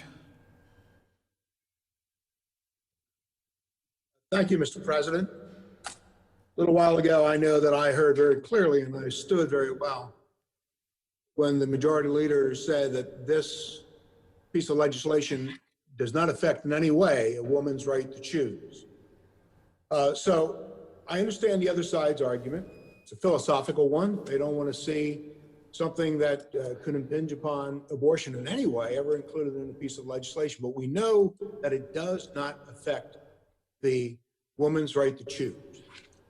So as I look at this, I look at it and say, you either have a philosophical disagreement or you have a reason to support the bill, which says we want to use telemedicine to help people's health and to save lives. So let's talk about what telemedicine is really. I don't know how many of you have ever visited a telemedicine center, but there is a hospital near to where I am that has a very extensive telemedicine operation, and I visited it several times. So I want to talk about it a little bit because we talked about it in context primarily of consulting for an abortion, but it really is so much more. In fact, I haven't heard them or seen them consult on abortion. It's about heart monitoring. It's about a patient who may have a heart monitor, and using telecommunications, they're able to monitor that heart monitor. It's about blood pressure. They can take blood pressure remotely. You know, these are things that become efficient for a hospital to do, so that they're not dispatching visiting nurses to do these routine activities. Last week, I had a telemedicine visit with my rheumatologist. We were able to talk about my last blood results and how my Humira activity is working. Perfect. Geez, I didn't have to drive 40 minutes to his office. I thought that was great. I told him I hope we do this all the time. The efficiency is very great. So before I get to two other examples of where I think telemedicine really has benefit, let me visit some things that have been said about the use of technology and the efficiency thereof. Someone suggested that introduce the term synchronous. It's a data term primarily. It's two-way and immediate communication between man to man or machine to machine using a common language. Now, I spent 35 years in the telecom industry, so I dealt with synchronous environments and asynchronous environments. I think I can tell you the difference. It doesn't impede the communication whatsoever. Let me give you a great example of what asynchronous communication is. It's that person living rural, as we've pointed out, on the phone with their doctor, having a voice communication. That's asynchronous communication. That hasn't impeded the communication whatsoever. It has facilitated the communication. It's made it easier. It's made it quicker. We introduce concepts into these debates all the time, Mr. President, intended to purposely confuse the argument.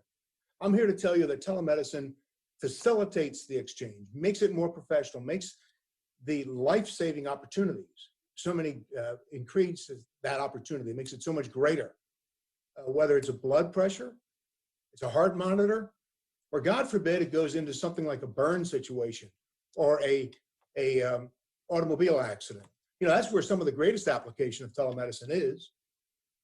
If you're a first responder and you find someone at a fire situation, and you see their burns, you're able to take a picture with your phone, send that to the hospital. It goes to the ER doctor immediately.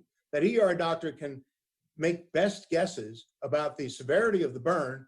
And by the time that the patient is transported to the hospital, the ER doctor is already prepared for the necessary medical interventions. Doesn't have to wait for the patient to get there before they make that evaluation.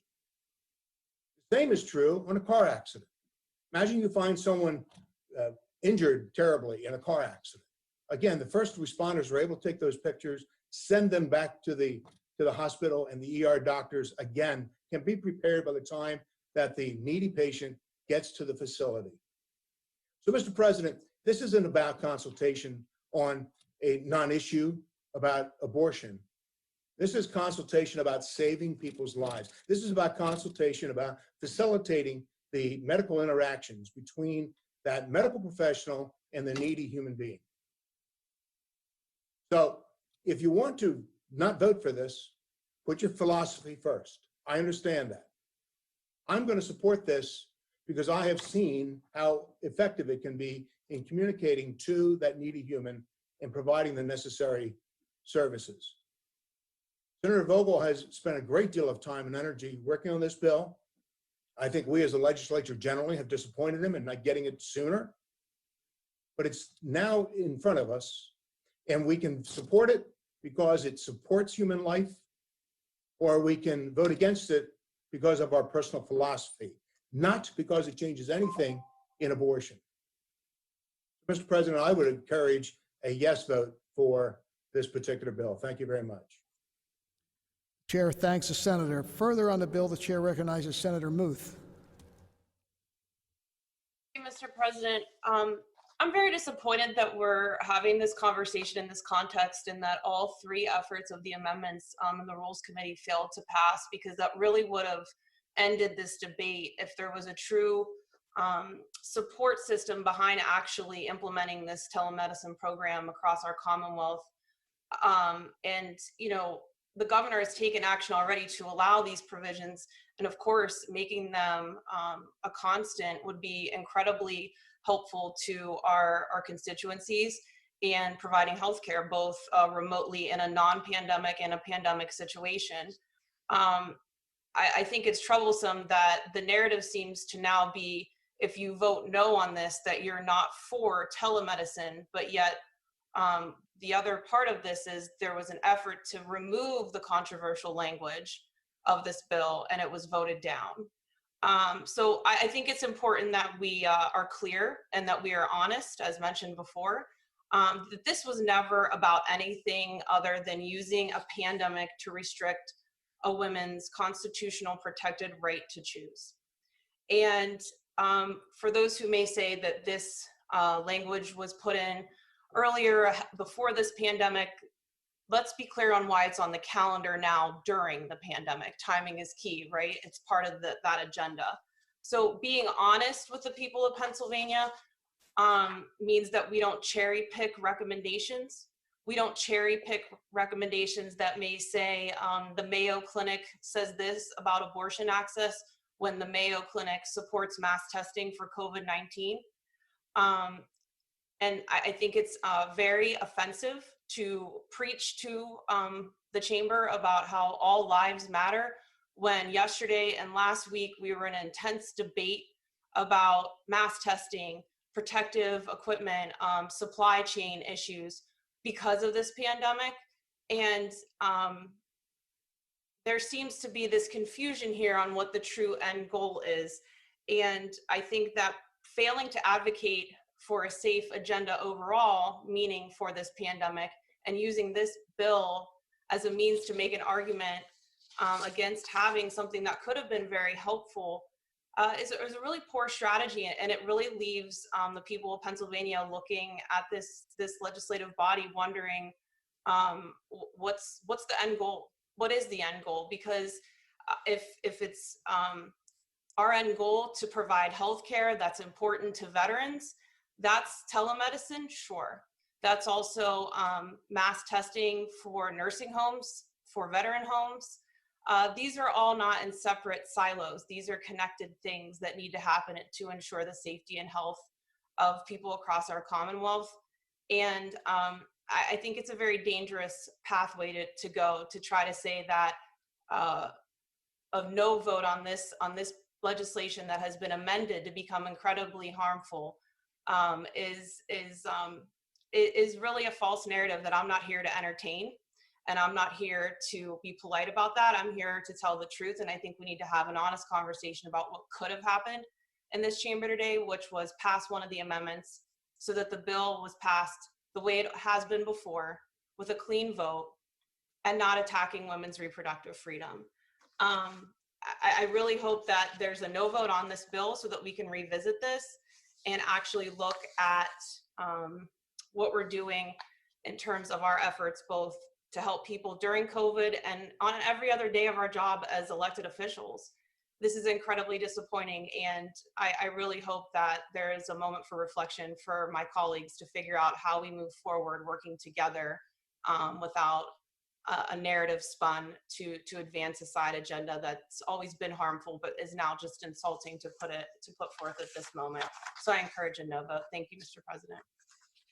Chair thanks the senator. Further on the motion to concur, the chair recognizes Senator Judy Ward. Thank you, Mr. President. My colleagues on the other side are correct. This is an argument that we should not be having. The sad and tragic fact is that abortions will continue in the Commonwealth and in our country. Babies will continue to die. In fact, presently, due to outpatient surgery closures and other restrictions, you're not able to have your shoulder fixed or a knee replaced, but you can have an abortion. As you heard earlier by our esteemed majority leader, this changes nothing at all. Women can still have an abortion. Don't be fooled. Our job is to protect the people of Pennsylvania. The drugs on this federal REMS list should never be prescribed without being seen first by a physician. This bill is extremely important to the people of my rural district. This is the great equalizer in medical care for our rural areas. Please don't make this political. I urge a yes vote for Senate Bill 857 and telemedicine. Thank you, Mr. President. Chair thanks the senator. Further on the motion to concur, the chair recognizes Senator Lindsey Williams. President, I rise in opposition to Senate Bill 857. The sponsor of this bill stated that there is, quote, a critical need for telemedicine. I agree. We need telemedicine for all healthcare. We have needed it for a long time, and now in the middle of a global health pandemic, it is even more critical. Medication abortion is healthcare. Research and doctors have said that medication used for medical abortion can safely and effectively be prescribed through telemedicine just as safely as it is prescribed in person. We shouldn't leave women behind when we give everyone else access to telemedicine. I urge my colleagues to vote no. Thank you, Mr. President. The chair thanks the senator. Further on the motion to concur, the chair recognizes Senator Kim Ward. Okay, I really wasn't quite ready. I'm just gonna put it down. I'll do the best I can. So thank you, Mr. President. I am wondering why when we hear the word abortion, it is automatically assumed to mean we are attacking a woman's right to choose. These women who are faced with this difficult situation, are they aware that the drug they are being administered is deemed not safe by the FDA? Are they made aware of that? And if they were, would they continue with the procedure? You know, during the coronavirus crisis, we hear more and more about all lives are precious, because they are. Every single life of someone who was lost to the virus is precious. The babies' lives are precious. And the mothers who are having this procedure, their lives are precious. You know what other lives are precious? The lives of our hospital systems, who are dying under the crushing mandate to not permit elective surgery. Well, we are permitting this procedure, telemedicine-wise, abortion, which is deemed not safe. We are having people with backaches and knees, people in pain, people who need relief. Telemedicine is being done every day by our doctors and our nurses. And many times, as we have heard, they're not being compensated for that. They are handling medical issues. This bill is too important, especially during this crisis, to get caught up in something that is perceived as an attack on the woman's right to choose. I think it should be perceived as protecting a woman's life. Thank you. Chair thanks the senator. Further on the motion to concur, the chair recognizes Senator Tony Williams. Thank you, Mr. President. I'm almost speechless, almost. I have two daughters, young daughters, that kind of keep me current with phrases that we all kind of hear from. And one comes to mind. It's wait. It goes sort of like this. You know, my daughters walk in, say, "Dad, I want to borrow the car. Gotta go to the store." Sure, take it. As they're walking out the door, they say, "Oh, by the way, I'm going to head to Vegas after I go to the store with the car." You say, wait. So the narrative with this sort of reminds me of that. So we have a bill, which one of our members suggested was in the Senate before the pandemic with this language. He's right. But what was not done was the bill didn't move. The bill didn't move because the General Assembly knew that the governor would veto it, along with the fact that they didn't have the votes in the Senate to move it. But now, under the cover of a pandemic, a bill that we couldn't figure out how to get done now reveals its ugly head in the form that it currently reveals itself in. So all of us are sitting here saying, look, we think telemedicine is important for all Pennsylvanians, regardless of where you live, regardless of your income, regardless of your background. We think that we should support all of our colleagues who don't have access to the medical attention that some of us have in our communities. On board. Then we start talking about this current bill that easily could have been redrafted, reverted back to the prior printer's number that we all supported. And we decide to move a bill that, under the cover of the pandemic, to suggest that we need it even more now. And now we're talking about abortion. So all of us are sitting here saying, yeah, we're supporting this, but oh, wait, how did we go from telemedicine to abortion? And by the way, yep, an earlier member said we were talking and tweeting and all that. Yeah, some of my friends who live in rural Pennsylvania, I got friends who live in rural Pennsylvania, family and friends, yes, in some of your Republican districts, not enough, who are tweeting me saying, how'd you go from telemarketing, which we need, to abortion? They're not connected. Talk about this drug as if it's not approved by the FDA is just egregious. You are playing with people's lives. And don't suggest to us that the Democrats have anything to do with this. Republicans in the Senate have consistently pushed back on Republican initiatives in the House. Consistently. And we as Democrats have supported that.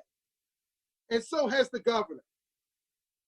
We've all surrounded voices outside the conversation as it relates to when we don't agree with what comes from the House majority. So don't even begin to suggest that to the public that that's what this is about. It's not.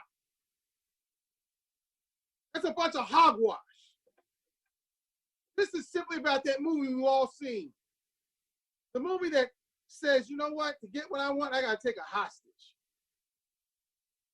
Yeah, because if it weren't about that, if it was all about all lives matter, why would we still be having the level of deaths by homicide, by guns in certain parts of Pennsylvania, and we couldn't figure out how to compromise to get to a reasonable gun bill? If it's about the children in Pennsylvania, why would we cut $17 million from child care? How dare you insult the Pennsylvanians with regard to that? Why would we try to impose an asset test on SNAP when people are hungry in Pennsylvania? This is the worst of the worst. My daughters are watching this. My mother's watching this. My wife is watching this. And there are Republicans and Democratic women watching this. If you believe abortion is what you support, then do it. Just don't hold anyone hostage and suggest that you give two hoots about their children. You don't. You care more about your view about abortion than you do about sacrificing them in this space and moment that a governor has said he will veto. Do not tell me anymore that we have to accept it because the House Republicans sent it to us. You do not. And I'm not speaking to anyone on this floor who already has made up their mind. I'm talking to the public who's watching this. The charade, the manipulation of words, the dishonesty is outrageous. Do not tell me you're caring about children, adults, or parents when we've done all these things I've talked about in budgetary season. And by the way, we'll do them again. We will do them again in this budgetary cycle. We will sacrifice children, seniors, and adults, Democrats, Republicans, rural, urban, and suburban, because we don't have the money to support it as a result of this pandemic. Do not insult our intelligence. I respect those who come up to the mic and said, look, I just don't agree with the perspective on it, a woman's right to choose. And my view is that, abortions are inappropriate, unfair, immoral. And I think that we're sacrificing a life. I respect that person because that's their view. And I would even engage in an argument or debate and have to stand upon whatever the vote is on that day. But what I don't have to do is hear this drumming beat of nonsense that suggests that someone gives two hoots about rural Pennsylvania when you represent it, and you'd rather attach your ideological view rather than what all the folks who are in hospitals, doctors, nurses, etc. across Pennsylvania are talking about. I think you know what my position on this is.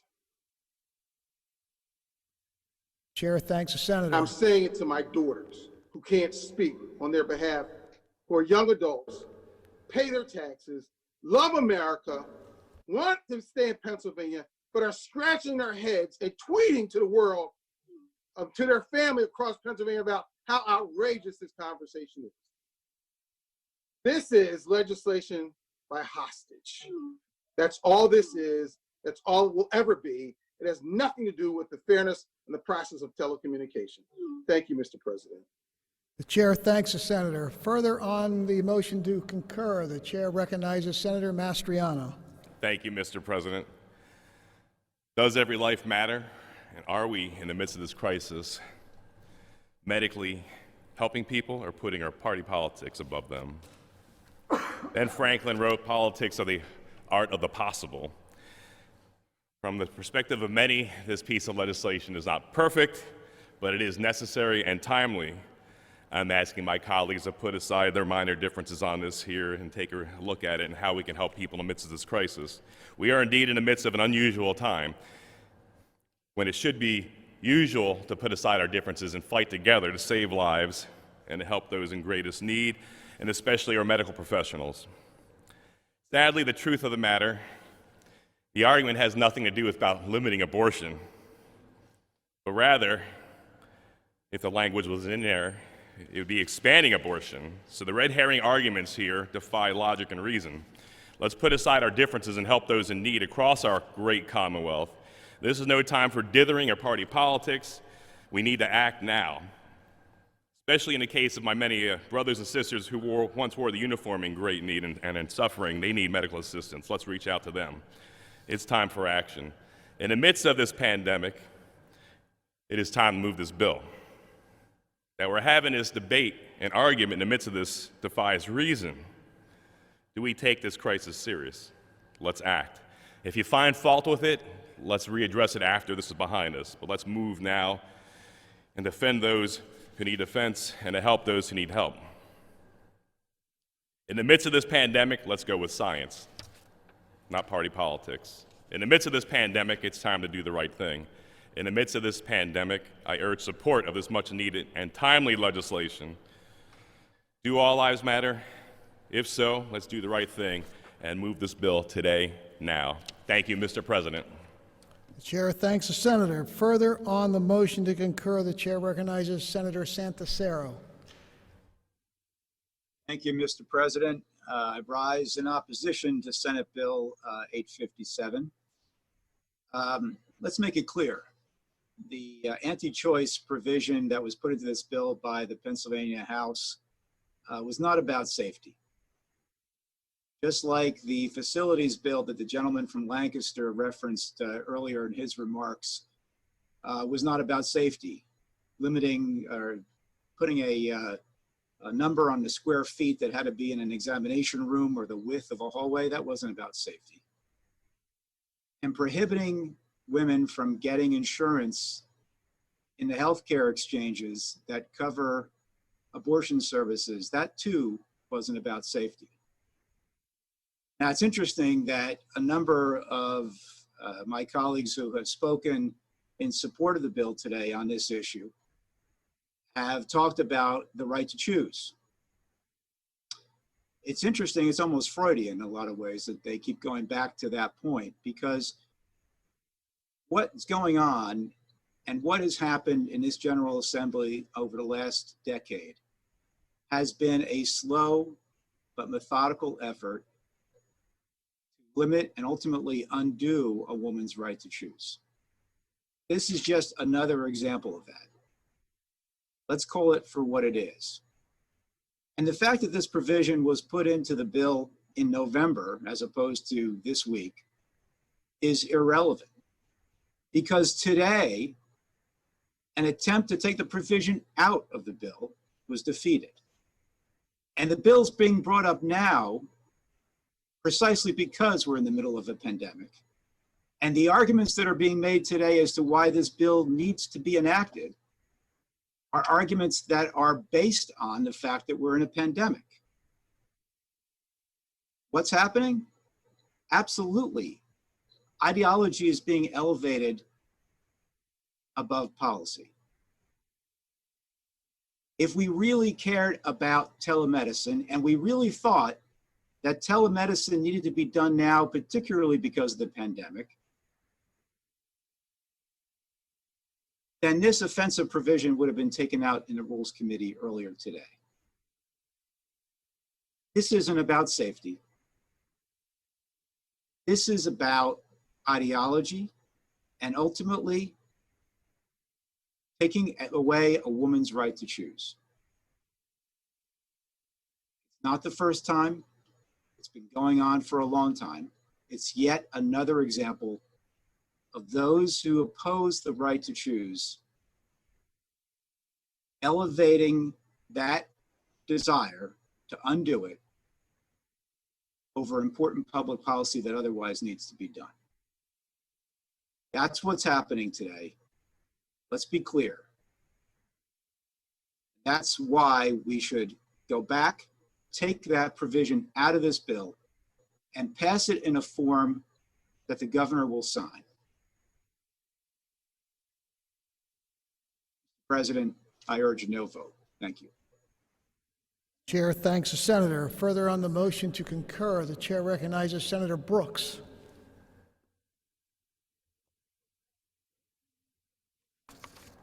That represents but also lives in a rural area.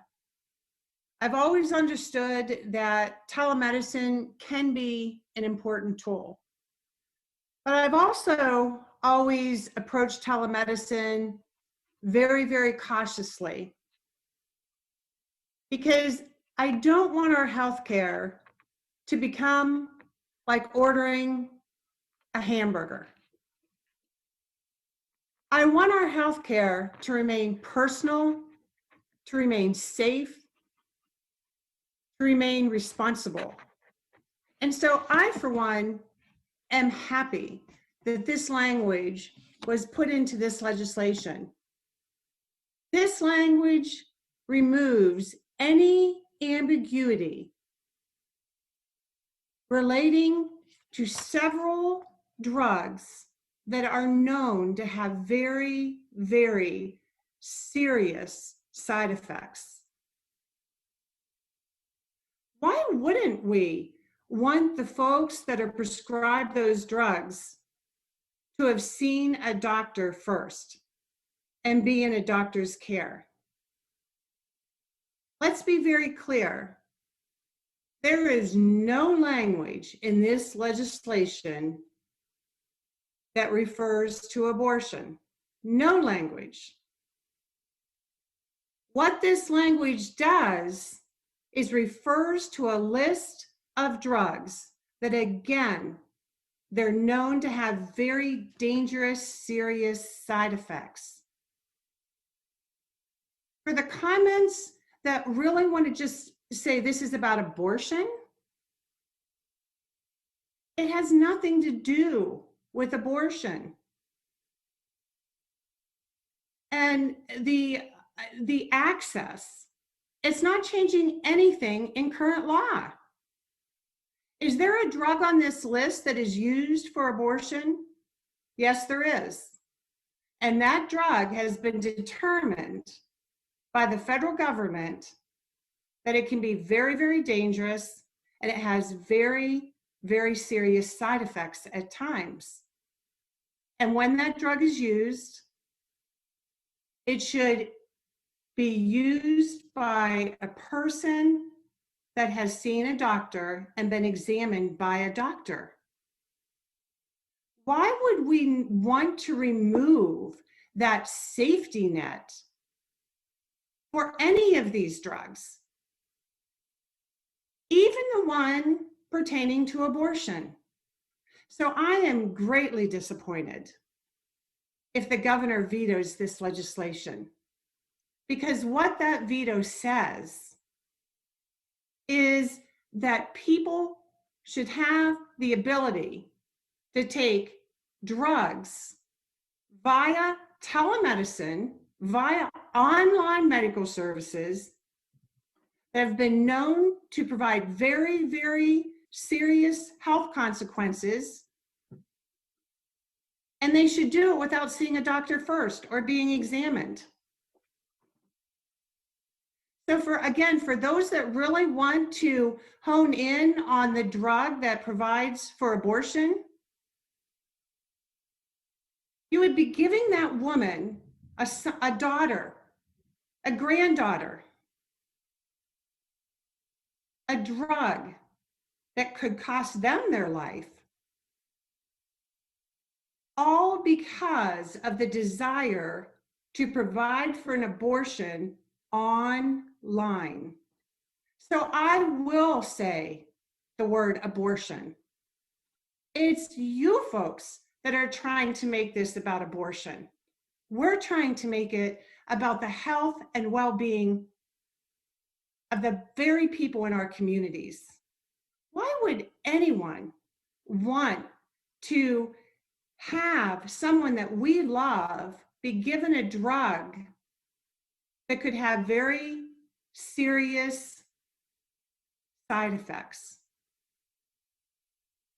All for the desire of, for those that want a woman to be able to have an abortion online, over the internet. Seriously, that's what this conversation has been reduced to? Is that this legislation will be vetoed because of the personal desire to want to prescribe a very dangerous drug in many circumstances online, over the internet, so that someone can have an abortion, online abortions. That's what this argument is if this legislation is vetoed. That is incredibly disappointing and sad. So I hope that the governor doesn't sign this legislation. This is about telemedicine and doing it safely and responsible for the people that we love in our communities, and for a list of drugs that have been known to have very serious health effects, that they should, before taking them, they should see their doctor first. Thank you, Mr. President. The chair thanks the senator. The chair recognizes, without objection, a second time, Senator Farnese.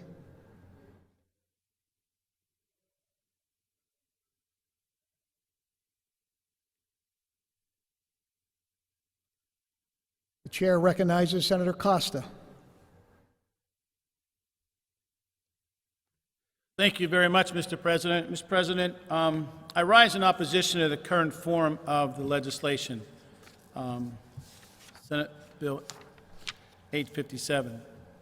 But before I do that, I want to reiterate a motion that I made in rules as it relates to reverting to a prior printer number, to avoid having this language in this bill, which will then get signed by the governor. For that purpose, I rise and ask that we make a motion that we suspend our rules to allow me to make a motion that would that would allow for a motion to revert to a prior printer number, that printer number being 1347, the Senate Bill 857. Mr. President.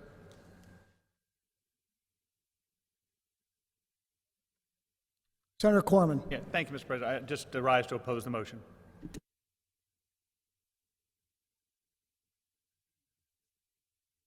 Could the senator please repeat? I just rise to oppose the motion, Mr. President. Senator Corman rise to oppose the motion. On the motion to revert to prior printer number. To suspend the rules. The clerk will call the roll.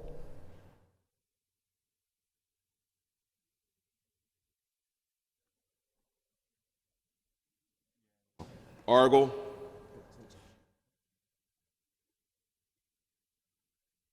Arnold. No. No. Almit. No. No. Baker. No. No. Bartolotta. No. No. Blake. Aye. Aye. Boscola. Aye. Aye. Brewster. Aye. Aye. Brooks. No. Brown.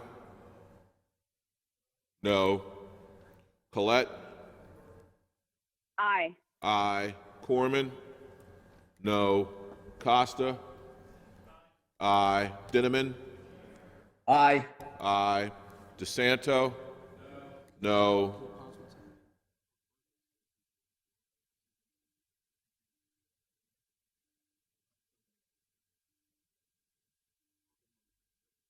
Farnese.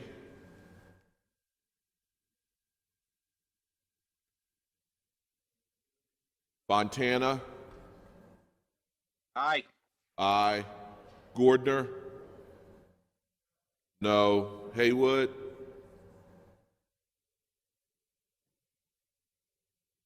Aye. Aye. Hughes. Aye. Hutchinson. No. No. Ivino.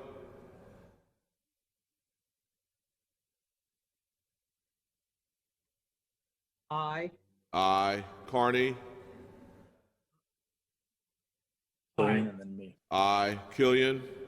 No. Langerholtz. No. No. Laughlin.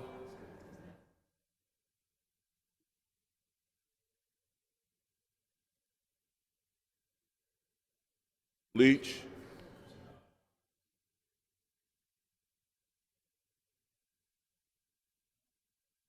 Aye. Martin. No. Mastriano. No. Mensch. No. No. Muth. Aye. Aye. Phillips-Hill. No. Pittman. No. Regan.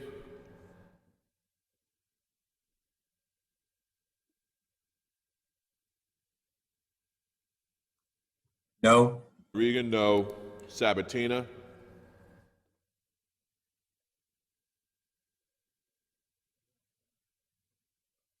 Sabatina. Aye. Aye. Senacero. Aye. Aye. Scavello. No. Schwank. Aye. Aye. Stefano. No. Street. Aye. Aye. Tartaglione. Aye. Aye. Tomlinson. No. No. Vogel. No. No. Ward Judy. No. Ward Kim.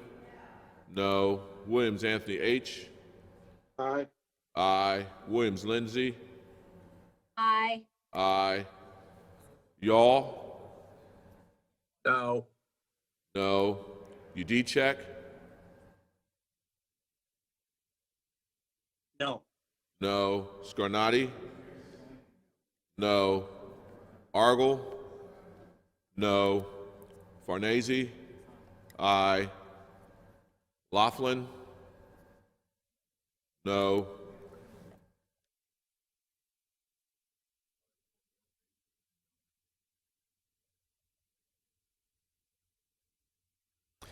On the motion to suspend the rules, the ayes are 21, the nays are 29. The motion fails.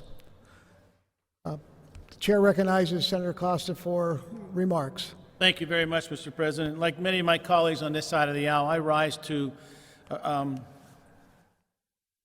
object to the current form of Senate Bill 857. Let me first start by saying that I'd like to incorporate all the remarks the members on our side of the aisle have made relative to this measure.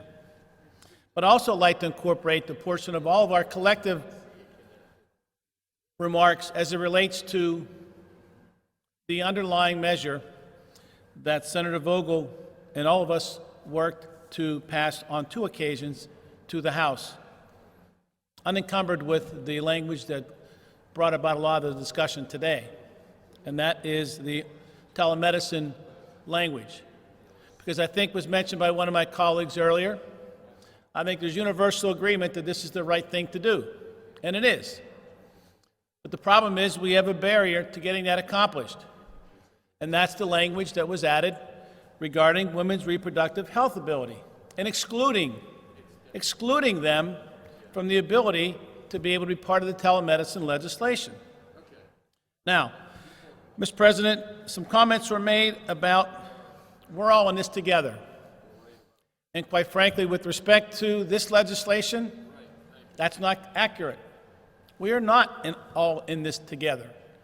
When you exclude a group of individuals who are seeking the ability to exercise a right that is legal and is safe being denied that opportunity to be able to do it through this manner as it relates to telemedicine, when all the other types of things that will be done through telemedicine is going to be permitted. That is not stating that we're in this together.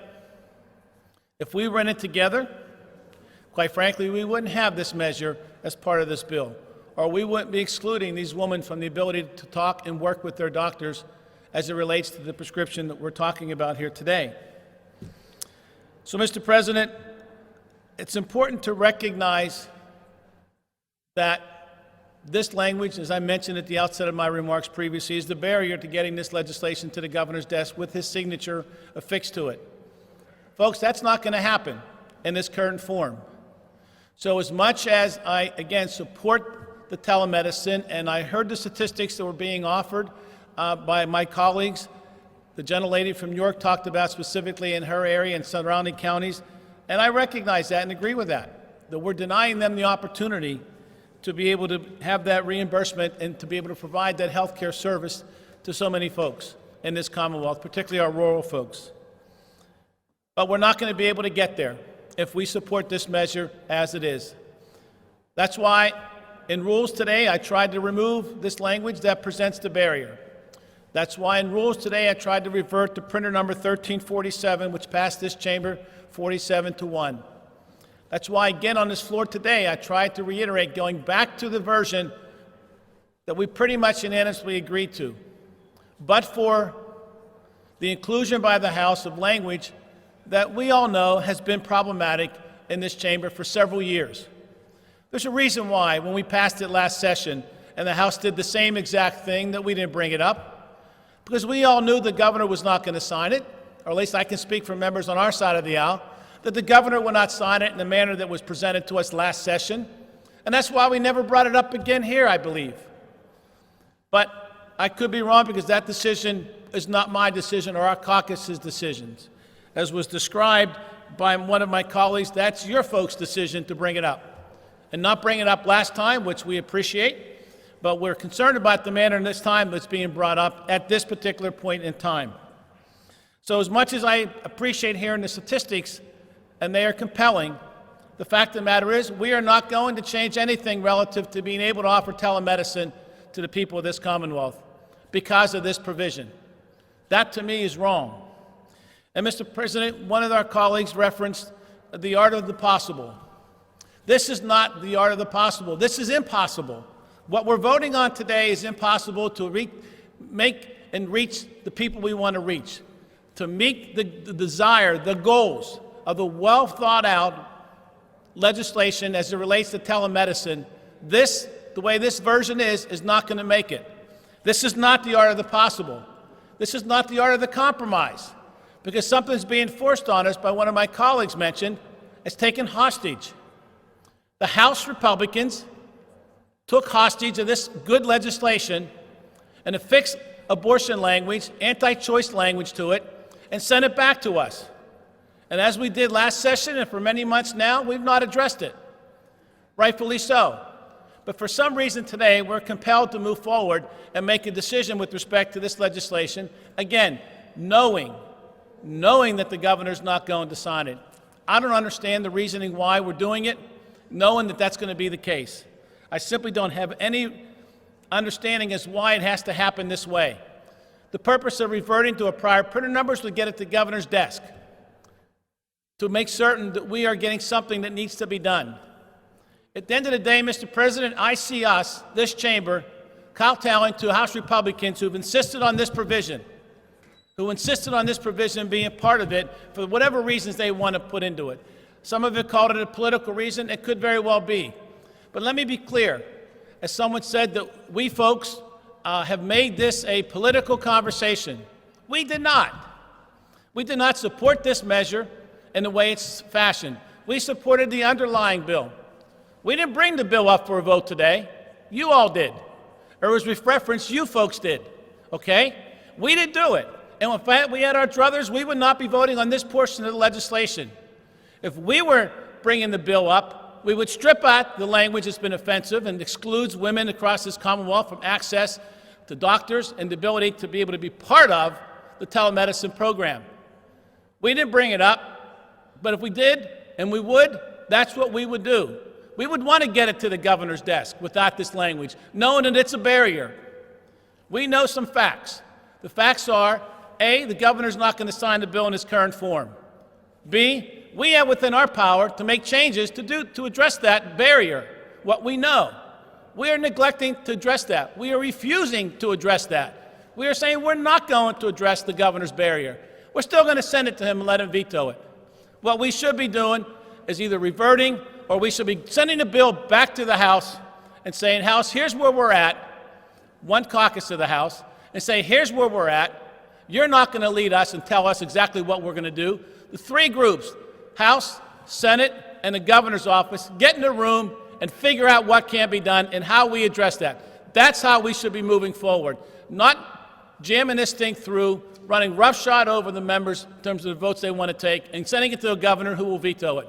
Mr. President, I rise with all of my colleagues who have spoke so articulately and so eloquently on this legislation, on both sides of the aisle, to say no to this particular bill, Senate Bill 857. Allow us to go back to work and fix it so we can get the governor's signature on it. Thank you, Mr. President. The chair thanks the senator. Further on the motion to concur, the chair recognizes Senator Corman. Thank you, Mr. President. There's been a lot of discussion and debate here today, and a lot of it talking about motivations. And even though it's really against our rules to talk about motivations of another member, there's been a lot of discussion about why we're voting this today and why now. And I will say, just back to motivations for a second. There was a lot of discussion that if they were upset, people on the other side of the aisle, members on the other side of the aisle, that there was a narrative out there that if you voted no on this, you weren't for telemedicine. Well, that narrative's not been spread by any of us. I don't know one member on this floor said that if you voted no on this bill today, you're against telemedicine. Clearly, you're not. I mean, clearly, we voted at 47-1. We voted at 50-0 a couple years ago. So that's clearly not our intent to lay out that narrative. But back to motivations about why we're voting here today. As the majority leader, it's my job. I'm responsible to put bills on the calendar and decide when we're going to vote on legislation. And so the buck stops here. And I will agree with quite a bit of what my colleague from Allegheny County just talked about. This bill passed initially the Senate last session. And at the very end of session, the bill passed the House with this provision in it that the governor had indicated that he would veto.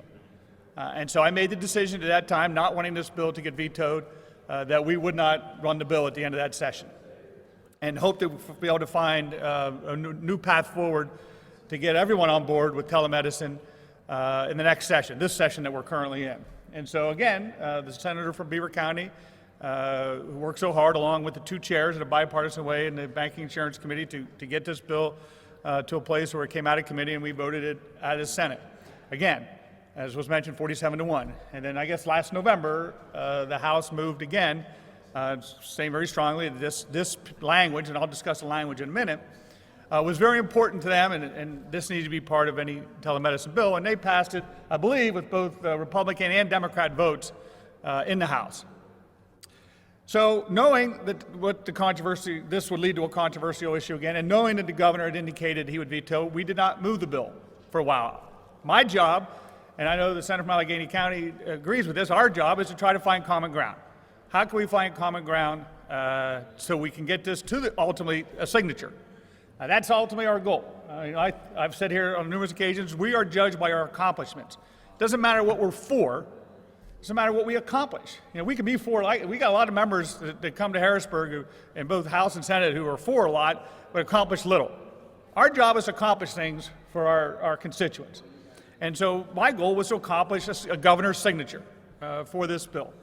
And so we waded through a process trying to find middle ground and offered a few ideas here and there, and it's become very apparent that that middle ground doesn't exist, unfortunately. And that's disappointing to me, because again, I would like to have a 47-1 or 50-0 vote here today. But also, I know the governor still indicated he may veto this bill, but also reverting back to prior printers not getting it to the governor's desk either, because it's just going to go back to the House, where either they will not take it up or put this same provision back in. So what are we to do? Obviously now we're in this crisis. We're in this state of emergency, a pandemic, where never has there been a more important time than to have telemedicine. Not only from our constituents' point of view, to be able to not have to go into a medical facility where there may be germs or a hospital and be exposed to possible of this virus, and or any type of virus for that matter. The telemedicine would alleviate that responsibility or that need to go into a medical facility, be able to see, obviously, during this pandemic, medical professionals and get advice. And also, as we said, our hospitals, our health systems have been asking us, get this done. We need this done because of the issue of reimbursement and payment.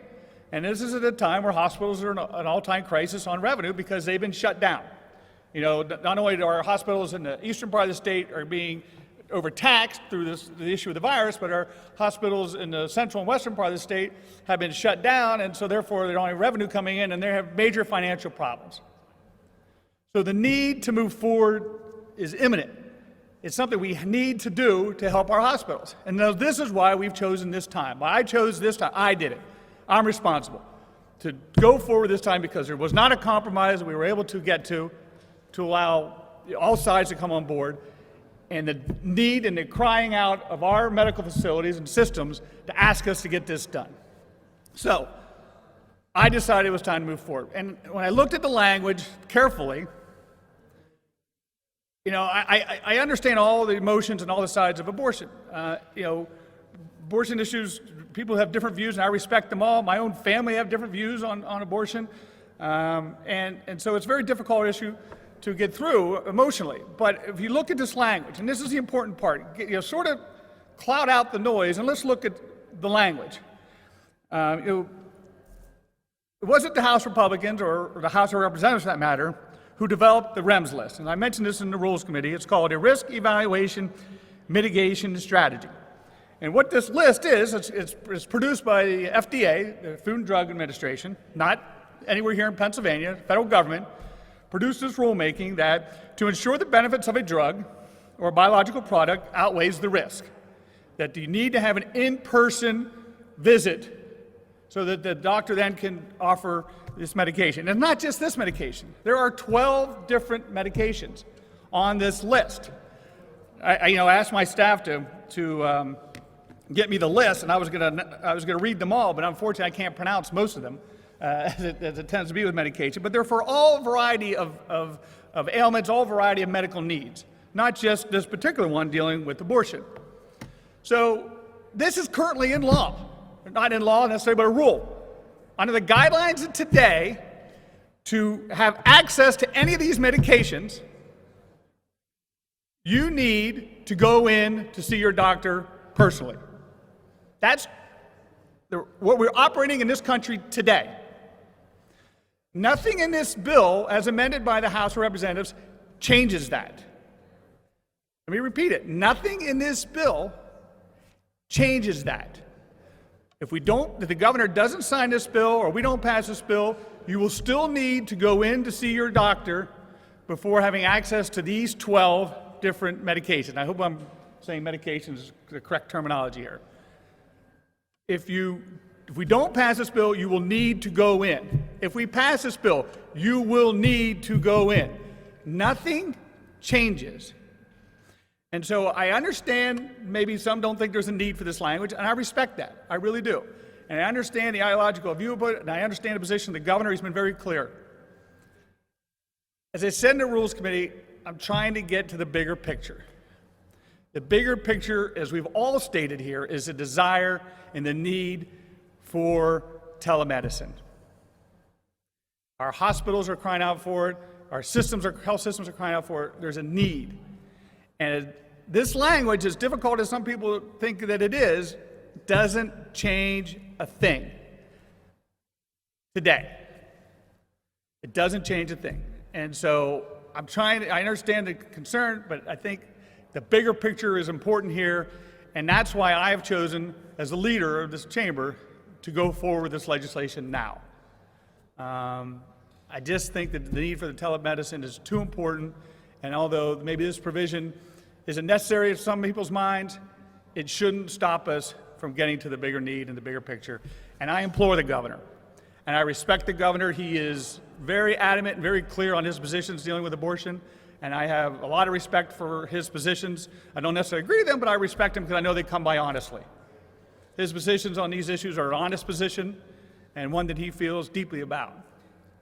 I would ask him that if he can't bring himself to sign it, that he allow it to become law. Because the greater good here is getting telemedicine into law so our health systems can get reimbursed and we can begin to put back together our hospitals and our health systems in this state that have gone under such difficult time during this pandemic. Thank you, Mr. President.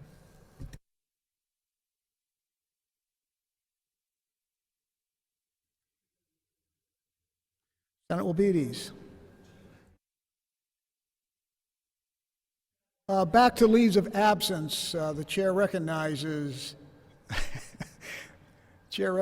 Majority Leader Senator Corman. Yeah, I'd like to request a legislative leave for Senator Laughlin. Senator Costa, any leaves of absence? No, Mr. President. For the purposes of the members, Senator Corman requests a legislative leave for Senator Laughlin. Without objection, leave will be granted. On the motion to concur, the clerk will call the roll. Argel. Aye. Arnold. Aye. Aye. Almond. Aye. Aye. Baker. Aye. Aye. Bartolotta. Aye. Aye. Blake. No. No. Boscola. No. No. Brewster. No. No. Brooks. Aye. Aye. Brown. Aye. Collette. No. No. Corman. Aye. Costa. No. Dinniman. No. No. DeSanto. Aye. Farnese.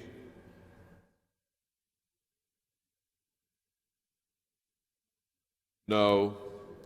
Fontana. No. No. Gordner. Aye. Haywood. No. No. Hughes. No. No. Hutchinson. Aye. Aye. Ivino. No. No.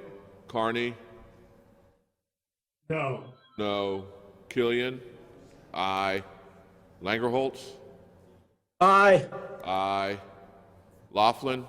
Aye. Leach.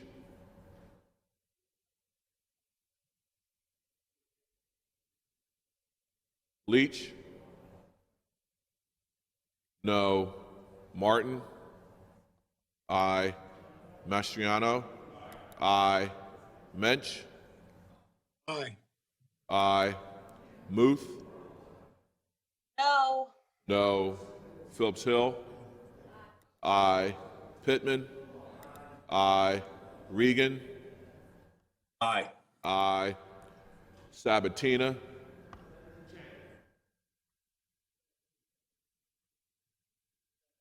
No. Senacero. No. No. Scavello. Aye. Schwank. No. No. Stefano. Aye. Street. No. No. Tartaglione. No. No. Tomlinson. Aye. Aye. Vogel. Aye. Aye. Ward Judy. Aye. Ward Kim. Aye. Williams Anthony H. Sorry. No. No. Williams Lindsay. No. No. Y'all. Aye. Aye. Udicek. Aye. Aye. Scarnati. Aye.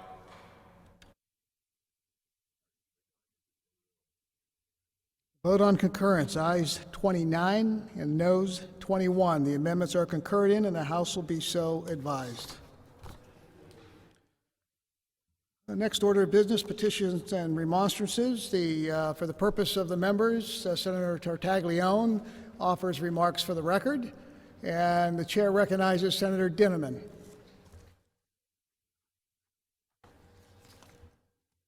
Department of Health and to the Republican majority to allow Chester County, who also covers the health needs of Delaware County, our health department, to do its antibody testing for first responders to get permission. We just went through a lengthy and rather disagreeable debate. Can we at least agree on something? Can we agree that a county which is willing to spend its own money to support its first responders can be given the right and the option to do these antibody tests? We don't have a vaccine. We're talking about the fact that we don't have enough testing, and we don't have enough tests. And this Commonwealth can't open without an adequate testing program. What we tried to do, first through a Democratic amendment, which was rejected by the majority. And now I have separated that amendment and put it into a bill, SB 1123. I'm doing so at the request of first responders in my county and of the county commissioners. This bill is very simple. It simply says the Department of Health shall support the efforts of counties to initiate antibody point of contact tests, including the state health laboratory, waiving or covering the needed clinical laboratory improvement amendments called CLIA protocol. Mr. President, we are already doing these tests in Chester County for our nursing homes, in our hospitals, in our prison, in our county home, and in nursing homes throughout our county. These tests are successful. There's a good validity rate. We're not asking that these tests be used to identify this virus because they won't do so in the first 5 or 6 days. However, these tests tell us whether someone currently still has the virus after 6 days, and they also tell us when someone no longer has the virus, but has the antibodies to protect him or herself. You know, Senator Corman talked today about a bigger need and how we have to put partisanship aside. I beg and ask the Republican majority, if you don't want to accept the whole Democratic amendment, at least on behalf of the citizens of Chester County, Delaware County, which are represented by both Democratic and Republican legislators, to at least help the county override the barriers which the Department of Health has put in our way. And what makes this especially troublesome is that on March the 27th, the Department of Health had given us permission to use these tests for our first responders. And almost 2 weeks later, it put a barrier up by not allowing the state laboratory to be our partner. You know, we in the county who are trying to save lives are caught in a whiplash, are caught between partisan politics, where there should be none. The Republican majority has spoken about the importance of giving authority to counties. We simply ask you to help us. Let's get this bill through, and the state-county kinds of conflicts. So, my friends, I rise today, and I ask you when we meet again next time, to allow SB 1123 that will give Chester County the ability to provide protection and help to its first responders to be passed. And by the way, let me say, I will not stop asking this, and I will not stop urging this vote, because it's my job as a legislator to speak on behalf of the first responders and to speak on behalf of the commissioners and the residents of my county. Can we forget the politics? Can we forget these kinds of conflicts between levels of government? Please, please help us simply get SB 1123 through this Senate and into the House so that we can protect our first responders. I urge that, and I will speak on every remonstrance until we get SB 1123 through. I purposely took it away from the larger amendment, so there's no argument about anything else now. It's simply supporting a county's efforts. We don't have a vaccine. We don't have enough testing materials. What are we to do? In the same way that our county, which is developing a regional approach, has purchased over 300,000 pieces of protective equipment. When the federal government does not act, when the state is unable to get what it needs in terms of testing and protective equipment, does not a county have a right? Does not a region have a right to protect itself? That's all we ask. Please help us. And next time we meet, allow SB 1123 to go through this legislature. Thank you, Mr. President. Thank you, Senator. Announcement. The chair wishes to announce I signed in the presence of the Senate, Senate Bill 857 and House Bill 752. For an announcement, the chair recognizes Senator Corman.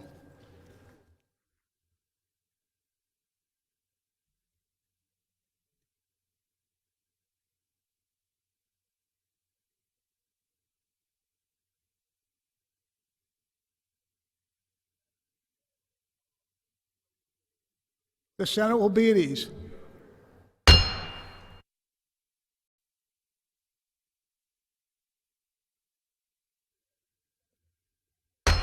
Senate will come to order. Communications? From the House. Communications from the House.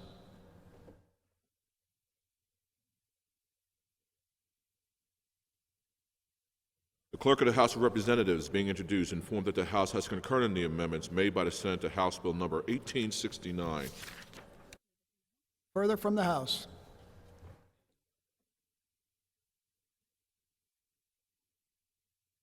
The Clerk of the House of Representatives, being introduced, informed that the House of Representatives has concurred in the Senate amendments to House amendments by further amending Senate amendments to Senate Bill numbered in the title as follows: Senate Bill 327, ordered that the Clerk present the same to the Senate for its concurrence.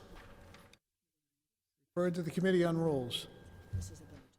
The chair wishes to announce I have signed in the presence of the Senate House Bill 1869. For recess, the chair recognizes Senator Corman. Thank you, Mr. President. Mr. President, I move that the Senate do now recess to the call of the President pro tempore. It's been moved by Senator Corman. The Senate do now recess to the call of President pro tempore. On the motion, all those in favor say aye.